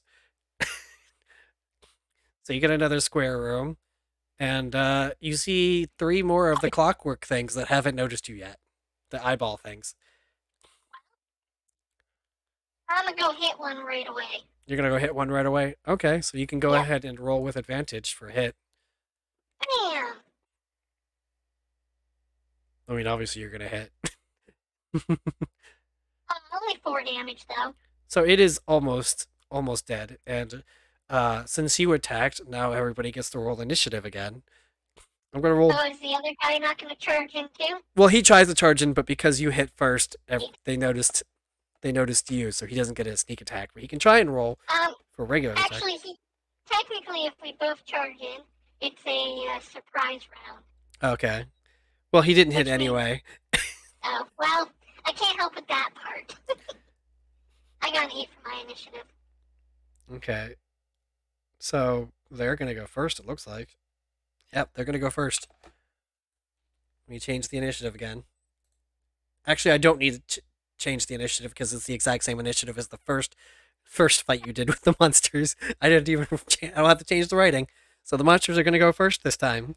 And I said there was 3 of them. One of them is going to attack. The one you hit is going to try and attack you. I don't blame him. And he would have hit you, but he did the exact AC of you, so he kind of just hits your armor again, gives you another scratch. Scratching my armor. They're really scratching your armor. Your armor's worth a lot less now. Well, it's a good thing I'll have to do maintenance on this. The second one misses the guard. And then the third one is going to go after you again, because you're a scarier target, and it misses. So all 3 miss. And then it's the guard's turn. He's going to try and slap one of them with his sword. I say slap, but you know. And he hits, just barely. Thank God. Somebody hits. And he hits it for 5 damage. He knocks one out. Oh, nice. And then it's your turn to try and knock one out. Well, the one that I hit before, I'm going to try to hit again. Hold on. I was about to say, you rolled damage Okay. first. No, you didn't hit. I accidentally clicked the damage dice. Whoops. I rolled max on the damage, too. I know, that's so sad. Oh, well. Okay, let's see if the one hit tries to hit you again, and it misses. One is going to try and hit the guarded now because he just murdered one. And it rolled a nat 20. Great. Oh, that's not good. Ooh. And it did 8 damage. This guard's hurting. Ouch. This guard is like, oh my god, he got slashed in the chest, and now you can like see like a huge gash going from his shoulder down to like Well, his hip. if he dies, I don't have to give him the sword. You're already thinking about his death. He's not dead yet. He is pretty wounded, but he's not dead yet. Well, I said if he dies. And it's his turn this time. Let's see what he gets. Oh, he hits. See if he can get revenge on this thing. And he does 5 damage, so he murks that one too. Let's hope I can kill this one. Yeah, let's hope you can kill this one. No. No, you cannot. So it's gonna try and swing at you again, because apparently you guys are in a death match of not hitting. I'm a blacksmith, okay? And it just horribly misses you. It tries to swing, and it swings so badly it looks like it doesn't even know where you are. silly thing. Alright, let's have the guard clean this up. Okay, yep, the guard. Watch the guard get a nat 20 or something. It doesn't matter what he gets as long as he hits it. It's dead. He did not hit it. Oh. He rolled slightly better than it did, which was like a 4. Speaking of nat 20s, Oh, okay. Let's see how badly you murder this. 12 damage. You- It has 1 health, this poor thing. This thing is at negative 13. It's dead. There's nothing deader than it right now. You smashed it so bad it didn't even leave a plate behind. Whoops. This thing is just scrap metal. I love how every combat has ended due to nat 20 so far. Exactly. This game knows. It's like, oh, combat's almost over? Go big or go home. Let us do this. Okay. Is there anything else in this room? There is nothing else in this room. It looks like this room was just where they were hanging out. Can I try a perception check to see if there's anything hidden? You can try a perception check, yeah. Damn. 13. 13? You don't see anything special in this room. It's just another weird looking room. Although the walls look slightly different because there's parts of them that are like, it's not like a flat wall. There's like beveling in the wall. Interesting. It's hard to see, but because you checked it. Well, so that's all the paths then. That is all those done. Okay, so you can turn around and try and walk the other way if you want, or you can just go back. What do you mean go the other way? You're gonna go the other way? Well, what do you mean? There was a total of 4 paths. Well, 3. No, because there was the first split that you did, and then there was a second split that you just did. Oh, So you can okay. go back and just keep going straight, and you'll hit another path. Okay, then we're going straight again. Okay. Basically, my goal is to completely explore. Okay. So when you go that way, it takes you like, I don't know, 5 minutes to get towards that direction. You see another split that goes off into one room. Looks like and from the direction you're going in, it looks like a diamond shape rather than a square. Or if you look to the other way, there is like a hallway that leads into a wall that looks like there's another split. Well, let's go into the diamond-shaped room. Okay. You enter the diamond shape room and you see another one of those bird creatures. One? Yep. You see another Kenku. A Kenku. A Kenku, yep. Well, that's weird. You see a Kenku hanging out by itself. It has... Kenku's, sentient species? Yes, they are. Oh. They're not super Then in sentient. that- They're just smart enough that they can converse. Then I guess I'll call out to it. Call out to it? Okay. So what do you say? Hey, what are you doing in here? It, Okay, I'm gonna speak normally, but you're gonna hear it like it's kind of guttural. It sounds like it's trying to make a human noise, but the human noise is kind of like offsetting. And it's like, "Hi, what are you doing here? Are you just copying me? Are you just copying me? Of course you are. Of course you are." Does it look like it has any hostilities? So far it's just hanging out, talking, or repeating what you say. Talking's an understatement.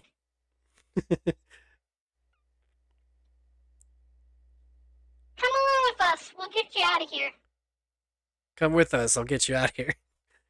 I'm also gonna motion for it to follow us. Does it look like it's gonna follow us? It kind of looks like it vaguely understands what you're saying, and it walks closer to you. It doesn't have a weapon on it. It looks like it just has its talons, so it could still do damage, but it's probably not armed. It doesn't look hostile, right? No, and it's wearing what you think are like ranger robes, but they're so long on this thing that it looks like a wizard's robes instead. This is a small creature, and it's wearing robes that are way too big. Fair. This one's shorter than the ones you met before. It's like, I don't know, 4 or 5. It's about the same size as you. A little shorter than you. I guess we're gonna go down the other path again, continuing on. Okay, so you I'm go. gonna keep motioning for the Kenku to follow. It's following it now. It looks like it's like you've gotten a small pet for now. Okay. I don't know what I'm gonna do with this thing, but it's coming with me. So it follows you into the path, and the path splits into left and right. But the left and right, they look like they're curved, like a kind of like a Goodness. angles of a circle, but they're angular, so it's more like an octagon. Go left. Let's go left. Okay, you go left, and then you keep walking left, and then it starts going upwards again, and then it looks like the entire thing was a circle, except what's to your right. Looks like there's a room inside of the circle. And what looks like it's inside that room. You see what looks like another one of those clockwork creatures, but it's a little bit bigger. And by a little bit, I mean it's like 6 feet tall. I am going to give my spear to the Kenku. The Kenko grabs the spear, confused. I'm gonna point towards the big thing and make a motion with my mace like we're gonna hit it. Okay, you do that, and then it immediately starts running at the thing. Oh, we're gonna go run with it. The guard's confused, but he tries to run with you because he didn't know what was going on. Don't worry. I knew what was going on, but I was not prepared. So the Kenku, it ran first, or he's going to try and attack first. And holy shit, it hits. He hits with it. What's the spear's damage? What is the damage on a spear?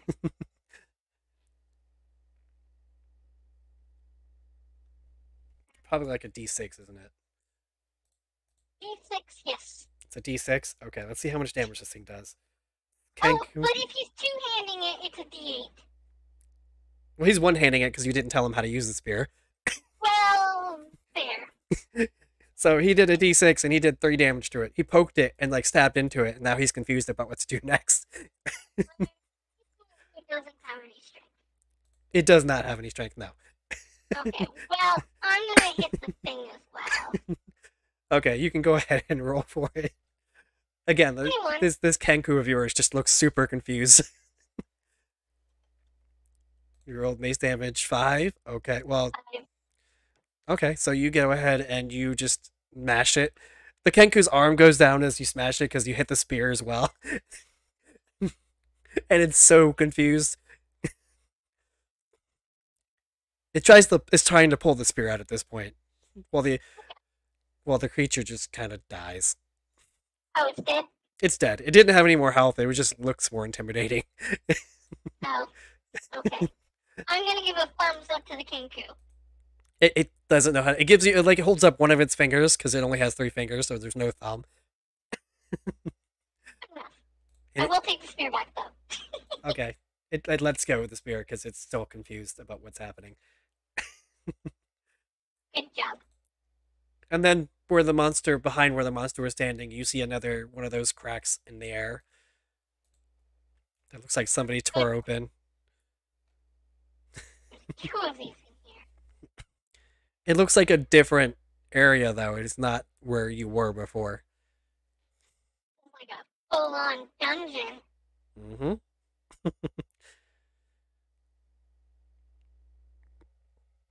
Alright, I guess I will go in that one. You're gonna go on that one? Might as well. Okay. Nothing ventured, nothing gained.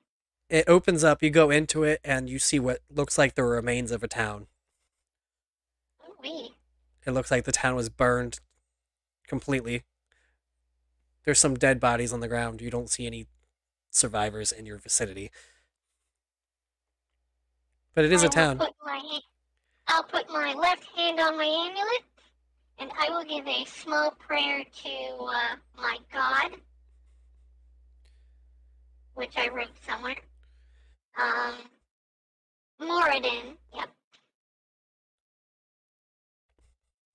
And is there any signage anywhere that states what town this is?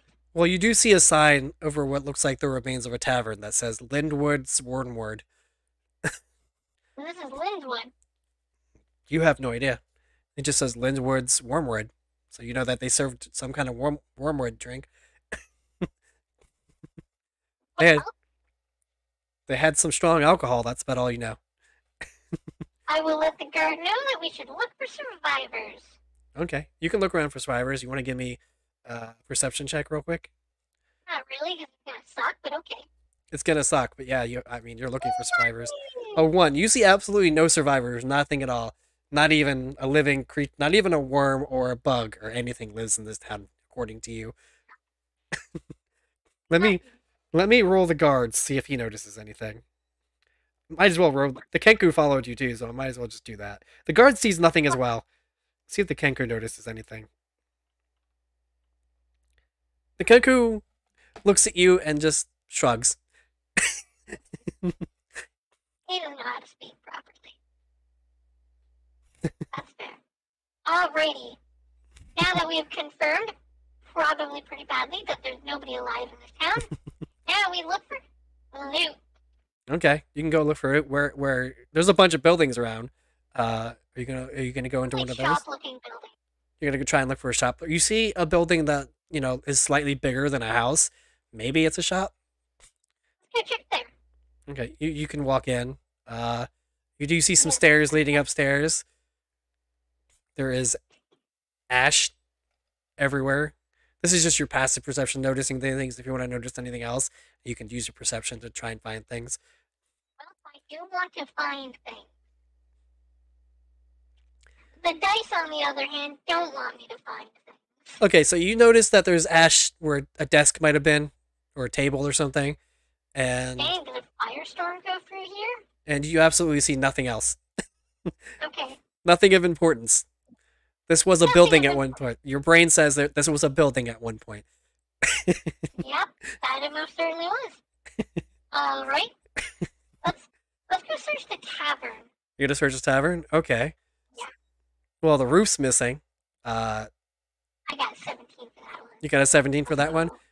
Somehow the liquor stand is still up with all the liquor on it. So you got a bunch of liquor. I see. Well, yeah, half for me, half for the guard, right? Yeah, you can grab it if you want. How much liquor would you say is here?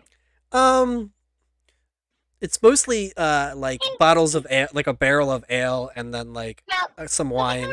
Barrels. You're gonna take a barrel? No, I said let's ignore barrels because I can't lift the barrel. I mean, you could lift a barrel, but I don't know if you'd take it very far. Yeah, that's fair. More like bottles. Bottles? Okay, you see like 2 or 3 bottles of wine, and then there's like 3 bottles of a liquid you're not familiar with because your town didn't serve it. And then there's something that looks like water in a bottle on the top shelf. Wow.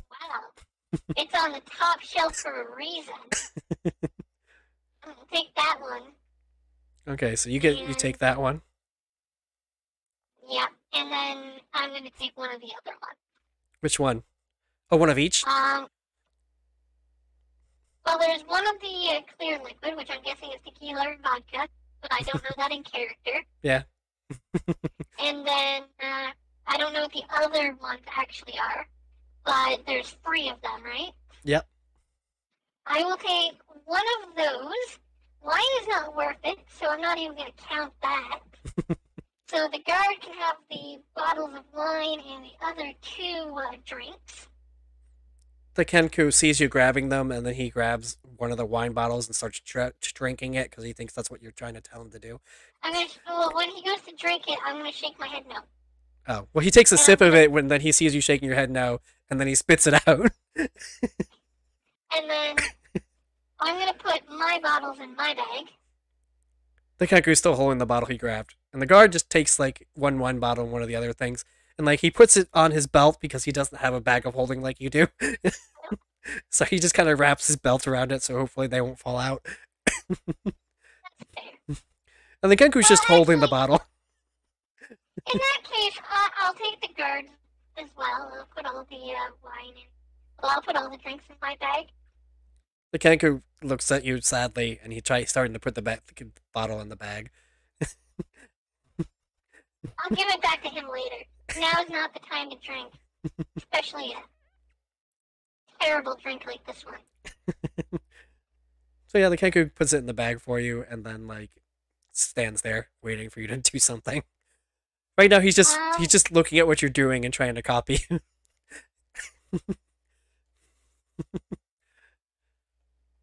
Let's see. Is there a building that looks like it could be like the mayor's? There is a building that's bigger than the rest. Whether or not Then it's we're- the mayor's, you're not sure. Well, then we're gonna search that one. Okay, you can go ahead and give me another perception check when you get in there. This whole thing is going to take you about an hour, so Yeah, I see nothing. you see that this house was big, or this building was big. It was a big building, and it's burned. It's pretty burned right now. You can't tell the color. It's actually the color is like black and gray right now. Alright, well, I guess in that case, we're done here. I mean, Okay. I guess I could keep searching, but at that point, who cares? You got the alcohol, Yeah, the important things. I love that you just got really bad rolls every time, so you just didn't find anything but alcohol. I also love that your only good check was inside the tavern. look, a dwarf knows what's in a tavern. A dwarf knows where the alcohol is. Let me turn off the initiative because nobody needs to see that. Oh, I turned off the initiative and you disappeared again. Oh, there you are. Okay. In Okay. that case, there was no more paths in the weird place, right? Nope. That you traveled them all. You got a pet out of it and a sword. In that case, I might as well, we might as well head back. Okay. You head back. The bird thing follows you. That's fine. He doesn't know any better. That's fine. The guard says, thank you. I think I'm going to go back to being a guard now. Of course. Thank you for coming with me. Yeah. I guess I was You hero. should- I guess it was heroic. But I'm going to go back to not being a hero.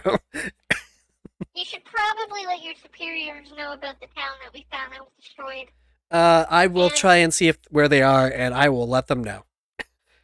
On top of that, maybe keep an eye on. I'm gonna motion towards, the thing we came out of.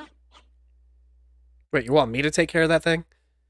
No, let your superiors know. Because if those clockwork things start coming out of there again, Oh, you mean bad the issue. thing? I thought you were talking about the other thing, the thing that came with us. No, that's not. That's yours. Okay, I'm not taking care of that. That's good. Yeah, I'll let them know about this thing. Hopefully, we can figure out how to close it.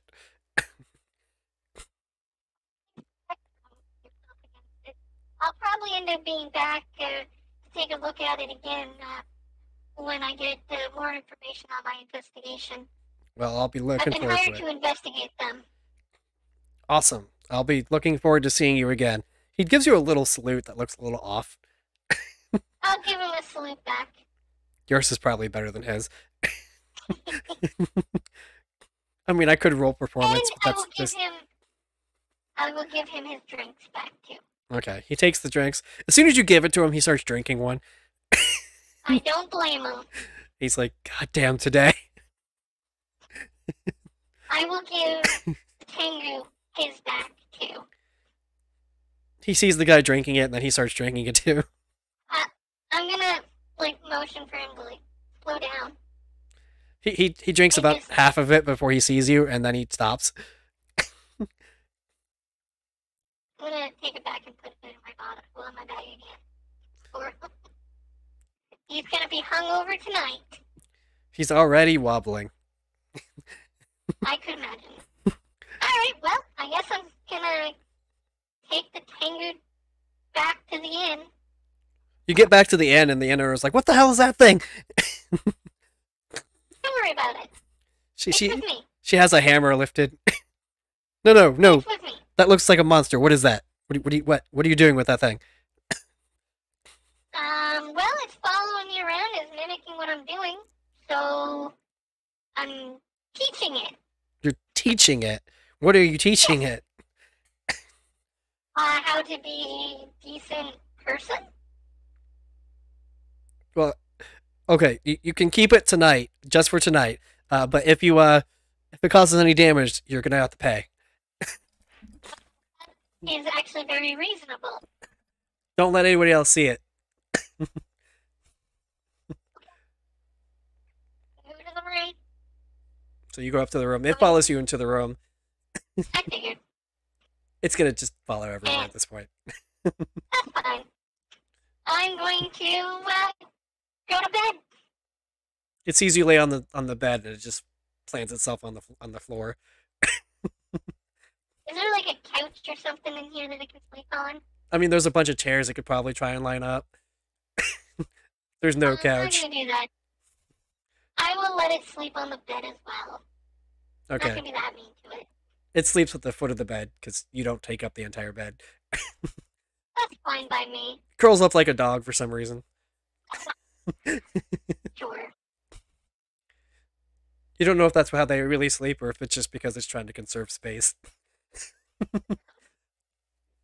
But I'm gonna owe the traveling person more money. you are gonna owe the traveling person more money. Are you gonna Actually, name you this know thing? what, I will, but I'm gonna put that up on Twitter. You're gonna put that up on Twitter. Okay. Yeah. I am gonna have to take note of that. Right now, it doesn't have any weapons unless you give it to it, but it is still a Kenku, Well- so it has Kenku stats. That's fine. I don't know what a Kenku is. Like, I figure it's like a Tengu. They're But- kind of, but with no wings. Oh. Yeah, they don't have So wings. I guess in the morning, I'm guessing the merchant guy is not too pleased that there's a Kenku here. He looks at you and he's like, "Where the hell did you get that thing?" I'm gonna give him 2 gold, ask no questions. He says, "Give me another 2 silver and we'll call it a deal." He's haggling now. Are you gonna give him the 2 silver or are you gonna... Yeah. Okay. He takes the 2 silver and then he gives you like a blanket to put over it. Says, "Don't let anybody see it." Everybody says that. He's very inquisitive, just so you know. Well, just keep him hidden. We don't want any trouble. Excellent. Give myself 2 silver, not remove 2 silver. There you go. Yeah, so now you gave him 2 gold and 2 silver, and then he puts it in his pocket, and he gave you the blanket to put over the thing, and then you guys are off. Apparently, you are the only passenger he is taking, so it is going. Sure, is that right? He has one person riding up front with him, like in the coach seat, so you don't know if it's a guard or not, but they are riding up front. So there is an extra person there. You don't know who it is. But as all adventurers know, you don't ask unless they let you. Wait, Hence, when did I get a duck when the- in stream avatars? that's Smonio. I know, but when did I get a duck avatar? I don't remember adding that. That I don't know. I don't remember adding that. That's funny. Oh my god. Hello, Smonio. Hi, Smonio. You are the smallest, right? Did you have yourself a No, I'm small not small. breakfast? No, Smonio is the smallest. So is this where we're leaving it, or No, we're not. We're gonna leave it at Waterdeep. okay? You guys are going all to Waterdeep. Okay. So you are still in the carriage. Let me see. I'm gonna roll for any. If you do get an encounter, I'm only gonna make you do 1 this time. If you do, which you did, because I just rolled a fucking 20. After Let me see if I can find this here. Where is this gonna be? Is this gonna be in this book? Oh, that's not the one I wanted. That is also not the one I wanted. That is also not what I wanted. Okay. Is there... Where is it? Hold on. I just had it and I lost it.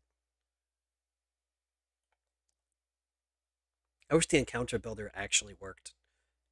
oh, that sucks. I tried it and you can't really roll anything, so we're gonna do this. I'm gonna do something smart. I'm just gonna look for something that has stats similar to what I'm looking for because I don't have the right book. Oh wait, I do have the right book. It's in here. Why can't okay, I can see it now. Good, good. So I'm just gonna have to keep this window open. So you run into a you hear the guy at the front say, "Come on out, we need some help." I will motion for the Kenku to stay, The Kenku stays under the blankets. and then I will head on out. Okay, you head on out, and you immediately see that you are surrounded by 6 bandits. They all look basically the same. They're just male and female versions of the same person at this point. Messiah. Yep. And they all have knives because that's what bandits carry for some reason. Actually, they carry scimitars, so they're actually What just day carrying is this scimitars. on for travel? This is day 2, so next 2 more days, and then you will be Okay. there. I'll have my spells back. I'm gonna have my armor enchanted because I don't know what the other guy can do. Yeah. Equipment. No, I need spell. No dragons yet. I'm only level 1. There are no dragons yet. Love will be here tomorrow. Love Hammer is a dragon. So Oh, that's true. I love that So what Droopy's are the winking. bandits? What are the bandits asking for? What are they asking for? They're saying, "Give me all your money." That's all they want because they're bandits. They're typical bandits. Actually, the one up front says you have to pay a toll to get past here. And he's flicking his little scimitar in the air, like, trying to be cool. I'm gonna walk right up to this guy. I'm gonna stare him dead in the eyes. You can roll intimidation. I will be. So let me roll intimidation first. Let's see what we get. I was hoping for that 17, but it's an 11. With an 11, he Yes. looks at you like you make him flinch when you come by for a second, and then he quickly recovers, and now he's staring you dead in the eye as well. It's like, "What's your problem?" I've had a long trip. Let us through so that we don't have to beat up all of your friends here. Pay a toll, we'll let you in. You see, I'm gonna look towards the guy. We're not paying the toll, are we? Guy says, "Not if we don't have to." Sounds like we're not paying the toll. And then So, you hear some laughter in the back, like, "Not paying." there's what, 6 of you? Yeah. That's it? Really? There's 6 of us. There's 6 of us and only 3 of you. What are you gonna do? Beat you all up? It's not gonna be that big of a deal. And as you say that, the bandit right in front of you tries to swing his dagger at you. Fine. And he misses because apparently you're just too close. One-on-one. You see, we don't do one-on-one here. Me versus you. Oh, so you're a chicken. You can't handle one little person all by your lonesome. You see, How about that, guys? I'm gonna look at his crew. It's like, your so-called leader can't even fight one person by themselves? you can again try intimidation this time as well. Too badly. I don't know why you're rolling so badly. But yeah, they look at you and they're like, "Why would we need to? We're all just gonna take you down." And then the guy motions for them to come attack you. So now we can roll initiative. Let's roll them as a group. I'm gonna roll them as Oh, 2 now groups. Now I roll a 16, okay. I'm rolling them as 2 separate groups because it's gonna be 3 and 3 for them. Okay, let's see. This one also. Ooh, that one did well. I will laugh if I start off and just crit this guy and just drop him. Okay, so this one first is that guy. Oops, no, stop.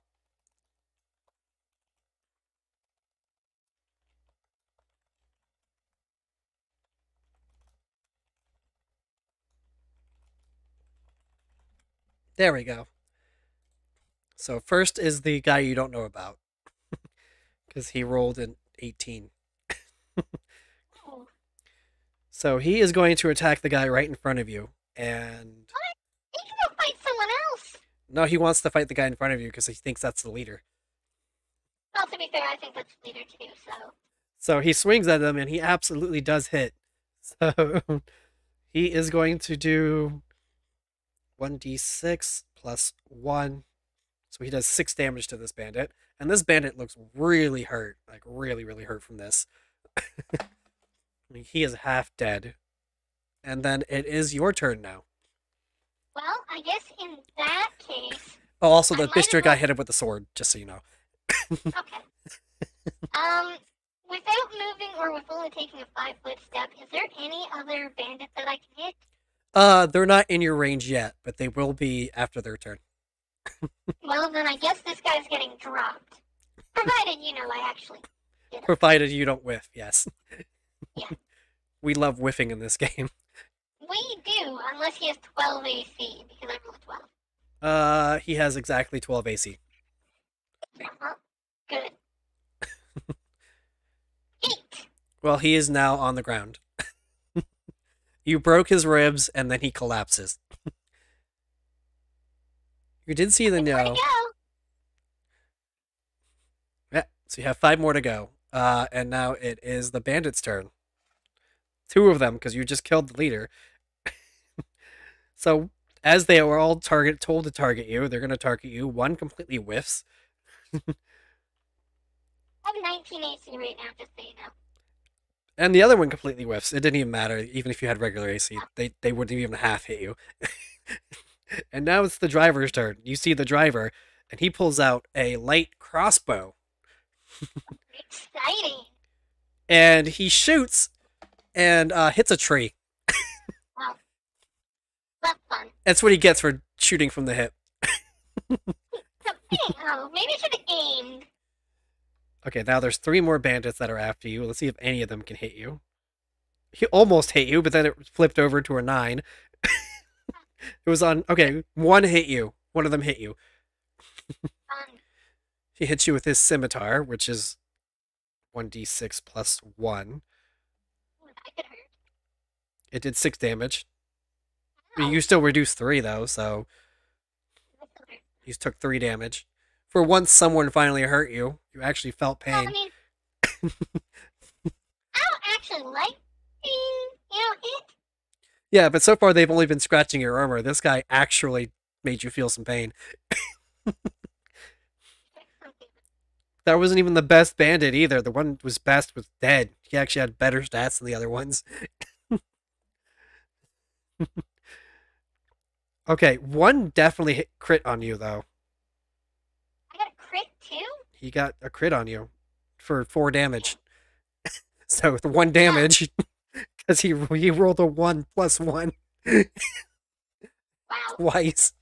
So, it's just 2 times 1 plus 1. So, yeah, the 4 damage. And now it is Mystery Guy's turn again. He's going to attack the guy who just did actual damage to you. Because that looked like... He looks like a threat. And he whiffs so bad that he drops his sword. Oh, dang. He swings so hard trying to hit this guy that his sword actually leaves his grip. And it looks so devastating. Well, buddy who actually did damage to me, I need to pay him back in kind. It's your turn, so you go ahead and try. So, bonus action, I'm going to be using my Searing Smite. Okay. So I need to move one of my first level slots, and then gonna hit the guy Hopefully. Okay, you hit the guy. for 8 You hit the guy, yes. for 6 plus. Oh, 6 plus your searing 12. smite damage, so 12 damage. And he just goes down. He's burning and he's screaming as he goes down, and then he's just out. So now there are, what is it? Did you get rid of 3 already? 2. I was making sure. My brain was like, what? Also, my meds just kicked in, so... Okay, so it is the bandit's turn. The one in that group was the only one left, and he missed. So it is driver's turn.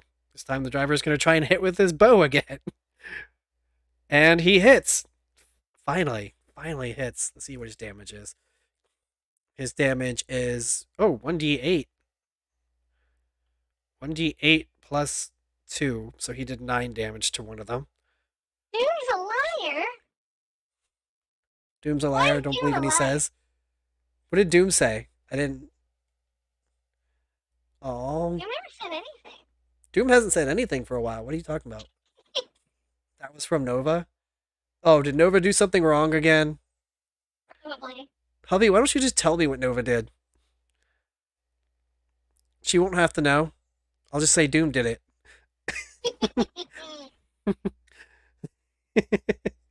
Come on, hubby. Work with me here. That is Nova's hubby. Okay.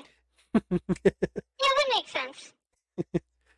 Okay, let's see. It is the last bandit's turn, because he's the only one left in that group, too.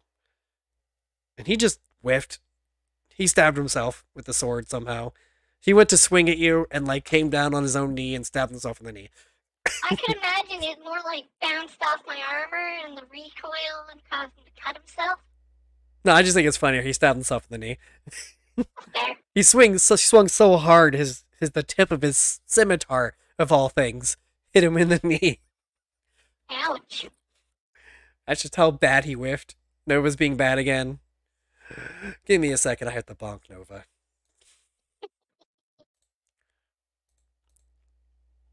I'm gonna turn this on so I can hear it.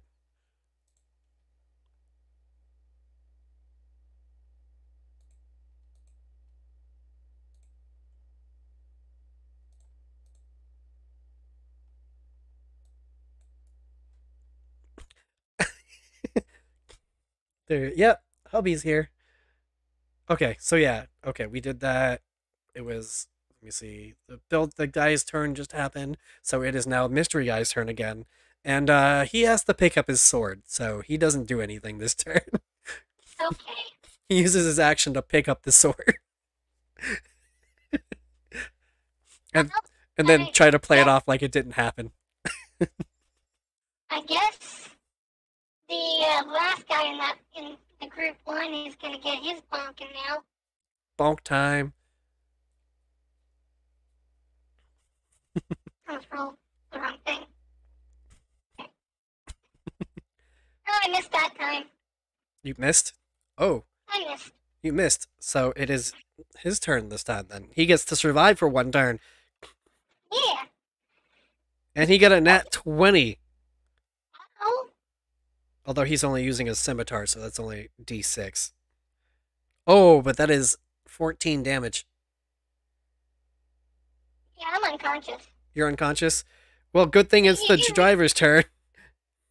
You do realize, though, that you were attacking a single person with 6 I know. one phase, right? I know. Well, they're challenge rating 1/8. They should not be challenge rating 1/8. Apparently, they're just rolling amazingly is what's happening here. If that wasn't a 20, then he wouldn't. Hey, Pangu. Oh, hey, thanks for the raid, Nova. You are unconscious. So what's gonna happen here is, let me see. We're gonna do this. How much are you just at 0 or are you at negative? Guy, if I'm not back again this time tomorrow. So he heals you for 3. Carry on. He says, "Get up," and then you feel healing go through you. That's his word of the day: is "get up." And he says it as one word, like "get up." There, I sang for you. Why did you get the singing clip? Why would you get that clip of all things? I didn't want to hear myself sing. Anyway, yeah. So you get 3 health back. I don't know what that does for you. Give me free help. I mean, I don't know if you're still unconscious or not. Well, I mean, I'm on the floor, surrounded by There's only one dude 4 left. people. There's 4. No, he killed a bunch of them. Unless you're counting the allies. I thought There was 6, and then you killed 2. The other guy killed 1, and then the the the guy who just healed you. I forgot his name. Shot one with an arrow. No, the Or mystery bolts. guy didn't kill anybody. I thought he did. Okay, so there's No. He hit the leader, I killed the leader, then I killed the second one. Then he dropped his sword. oh yeah. The driver missed and then killed one person, so that's 3. Okay, so there's 3 people left, and then there's 2 plus you. Whatever. I don't know what health you're at. 3. And since they all have melee weapons, they all have advantage against me. Well, unfortunately for the guy who just dropped his sword is probably going to get hit. Because he just got hit. Fun. Let's see. It wasn't a crit, though, so he takes 3 damage. He's fine.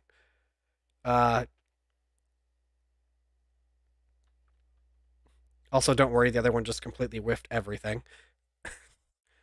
He rolled a 1 and a 7, so he wasn't hitting anybody.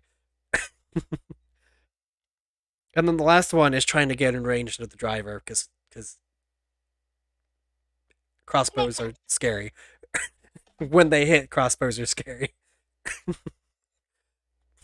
Don't ask me why this guy has proficiency in a crossbow while also having healing word. Don't ask. He built very weirdly. He built very weirdly. Also, yes, it is D&D time, Rue. So, it is Mystery Guy's turn. He took a little bit of damage, but now he is up and he has an action. Okay, he hit. Let's see what he can do. He is absolutely horrible because he did 2 damage. To one of the ones there. It's your turn, so you can stand up, I guess. For half your movement speed, you can stand up. And, provoke an attack of opportunity. Which is fine. So I'm going to do that. Provoke an attack of opportunity from the 2 people still there. One completely whiffed. The other rolled a 9, which won't hit you. One rolled a 2 and one rolled a 7 plus... No, it was an 8 plus 1. And I'm going to cast Curing Wounds to heal myself for 5. And now you're alive. I was already alive. Yeah, I know. But now you're like not gonna die in one regular hit. That crit is what really screwed you over. Oh, it did. It did my entire health and damage. I was not expecting him to roll a perfect 6 on the dice. That's not what for crits. You gotta be careful of the NPCs that you give people to fight. Yeah. Well, I mean, yeah, it's just because of the pure number. If I had only made it 3, it would have been over by now. But it's okay, because now, let's see, it is one of the bandits' turn, because he's in a separate group from the other 2. And he misses Hi, anybody. Pengu. Hi, Pengu. Also, have a fun lurk, Nova. Okay, so it is the driver's turn. He's going to shoot the guy who's coming at him. Because that makes sense. And he hits, because that's stupid. Okay. See, that is 6 damage from him. So that one's half dead. Now it's the other 2 bandits' turn. That won't hurt you. If they don't roll good, then you're fine. That also will not hurt you. The second one barely missed, but he missed. Got a 17. I'm rolling so good. I don't know. Well, the first one Like- whiffed really bad, but then the second one was like, I'm almost going to hit you. Like, I'm only able to hit me. I have 19 armor right now. Yeah, like he rolled a 17 on the dice. So That's not a low number. it's not. But the first one rolled at 12 on the dice, so that was like not going to hit anybody. You be careful with the others or you'll kill them. It's fine. They have AC higher than that. Not much, but they have a little bit of AC. You can't. The only way to get more AC is to have full plate armor. Yeah. But Nobody starts with full plate armor. I know, it's You can't beat me in armor. How do they have more than me? No, I was talking about what they did. You've been hitting them. No.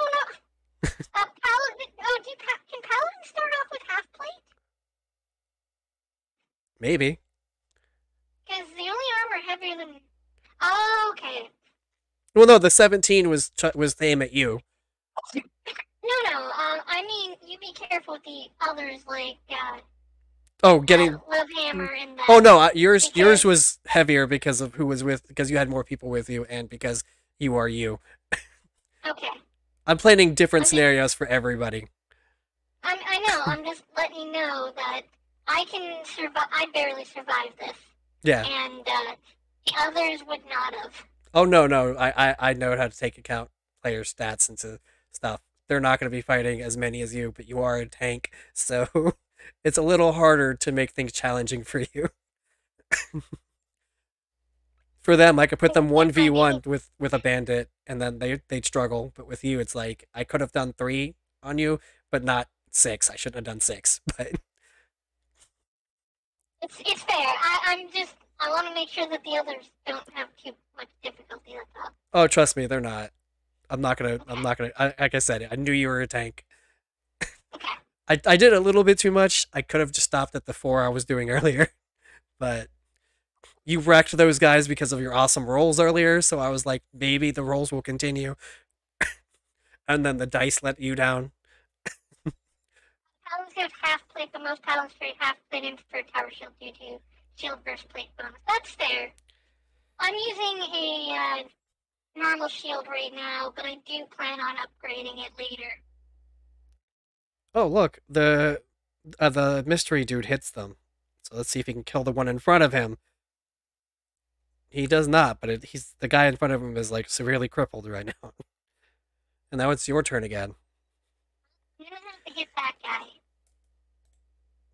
Let's not click initiative because that's not gonna help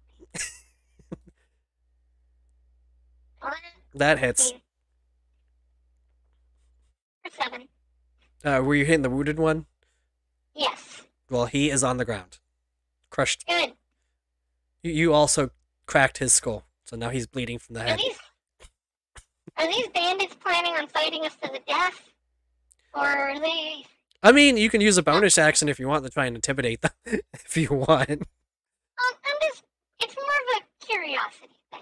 I mean, they're gonna fight you because you just killed all their friends, but they're also kind of terrified.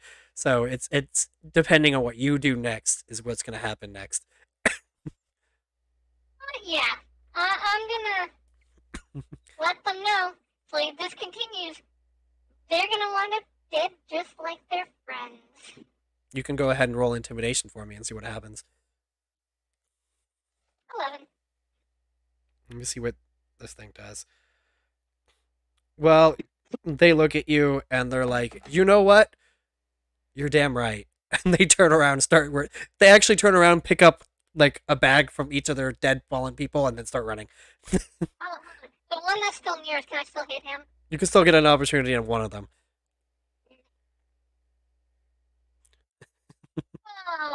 We finished with a whiff and not a crit this time? Yeah, this is the first time.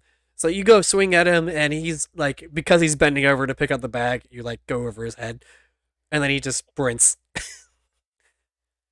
But they only got 2 of the people's bags, so you can still look at the other people and see if they have anything if you want. Although the merchant's also doing that. You could take the leaders. He's directly under your foot. Well, then I'm gonna loot that one. The merchant is gonna raid or pick up stuff from the other one, and then the mystery guy picks up one, so you all get one. What's this guy got? You pick it up and you see about 15 silver. This guy probably doesn't do a good job as a bandit. I mean, You could pick up his ran into knife people if you with want. someone's knife. That's all he has is his knife, his clothes, and 15 silver. Pengu says collect his big toe. No. I don't need his big toe. Well, that's that for that combat. You are a little hurt. The mystery guy looks at you and says, you can take a rest real quick. I can watch. I can keep watch. I was planning on it. Although you remember this is also the guy who dropped his sword. Yeah. But, I need a rest. You do need a rest. And you also have Kenku with you still. Under the blankets. He's been there the whole time. You go in there and you see him sleeping because you told him to stay there and he got bored. Fine. Alright, so you take a short rest. You will not hit any other encounters on the way. I did say beforehand that was the last encounter, so we're not doing that again for you. You will arrive at Waterdeep. Let me get rid of this initiative and then change the projector screen again because now we have to show Waterdeep. Where is Waterdeep? There it is. I will make sure Kenku is. Now I want to call Kenku Pengu. Yeah. You arrive there. I'll make sure that the Kenku's properly hidden. Well, you could just leave the blanket on him. The dude just gave it to you. But I mean, like, we're gonna have to walk through town. You can still. It'd be weird I to mean, walk- you could still wrap it around him. I don't know. Fair. It might work as a disguise as long as people aren't looking too close.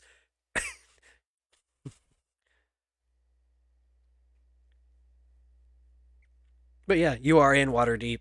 Have you ever been here before? I need to know if your character's ever. You have never. Okay, your character's never been here before. So what you see in Waterdeep is various buildings of different kinds of architecture. They're all extravagant and it looks like a very rich town. Like they prospered quite a bit. It is next to the ocean, so you can also smell the salt water in the air. Let me see if there's okay. Yeah. So it's very, very, very prosperous. There's a lot of people walking around, different races, different. You've never seen like in your town. Yeah, there's a little bit of diversity. You might have like the dwarves that work with you, a couple of elves, stuff like that. But in this town, everywhere you look, there's something non-human. You turn around, there's a bird guy. You turn the other way, there is what looks like a dark elf. You look another way, there's elves and dwarves and gnomes, halflings. There's even some tieflings walking around. Although they're avoiding people because tieflings. That's fair. I mean, they're getting nasty looks, but they're just not even hiding. They don't care. They've dealt with it probably their whole life. And there's buildings lining everywhere. Every, like, 4 buildings is a tavern. Which your dwarf friends would love. Yeah.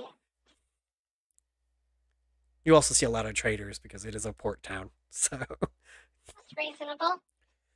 I am going to find a slightly cheaper than normal inn so that they don't ask any questions about Kenku. I mean, you're gonna have to pay extra. But Well, I mean, you go to seedier places because they don't ask questions. well, yeah, you go to the CD place. They ask for 5 silver per night, but they also ask for an extra silver if you're going to want them to not talk. That is insanely expensive. It is, but you are going to like a criminal inn. I'm not that criminal. Okay, so if you want to go to like a lower end inn, you are going to be paying like 1 silver a night plus an extra 3 copper to keep quiet. 3 copper is a one-time payment, but you will have to pay it. That's fair. Because that'll buy them lunch for like a day and a half. No, it'll actually buy them lunch for like 3 days, but still. So you can take a rest there. Do you want to do anything to try and gather information while you're here? Oh. Because I need to get food. Okay. And I need to also get ready for my stream in like 2 hours. Oh, okay. So we'll end it here then. Yeah. We will end it here, guys. That was D&D. It went on a lot longer than I thought it would. That's one of the reasons. If it kept going, I was a little worried about that. I was just trying to get you to Waterdeep. That's all I wanted. So I am going to go ahead and we're going to go ahead and just send a raid to Coco while we're here. Yeah, raid Coco! Gotta raid Coco. She is my daughter. So we're gonna raid Coco. Nobody say anything. That was a great session of D&D. Same. I had a lot of fun. I hope you had fun too. Yeah. I know that last encounter was a little rough, but I hope overall it was fun. First encounters are fine. I don't mind it. And I know sometimes the dice will be against you. Yeah. But yeah, like I said, I had a lot of fun. I hope you had fun. I hope we can look forward to having more fun coming when we start. We'll have it on Twitter when we're actually going to start at some point in the future. But yeah, we're going to go raid Coco. We got Love Hammers D&D tomorrow. Not sure what time yet because she has to finish work. But we're going to do Love Hammers. So Fubuki, don't come to that one. But No. and Fubuki's streaming in about 2 hours, so go check out Fubuki. Let me give you a shout out again. And Pengu, because I'm streaming with Pengu. And Pengu, I'll give you both shout outs. I should give Nova a shout out too. Yeah. Fuck! Ow! Okay, I was a little off. That's close. There we go. 3 shout outs. Jesus, you took a clip of me getting a head pat. Head pat. I love the paper Bowser. That's hilarious. You're gonna fight Xenos for the Imperium? Are you going anywhere, or are you just staying here? Oh, that's Shoot you him. yelling at the... Shoot. Oh, Shoot, where are raid you going? happened. Okay, well, we're done.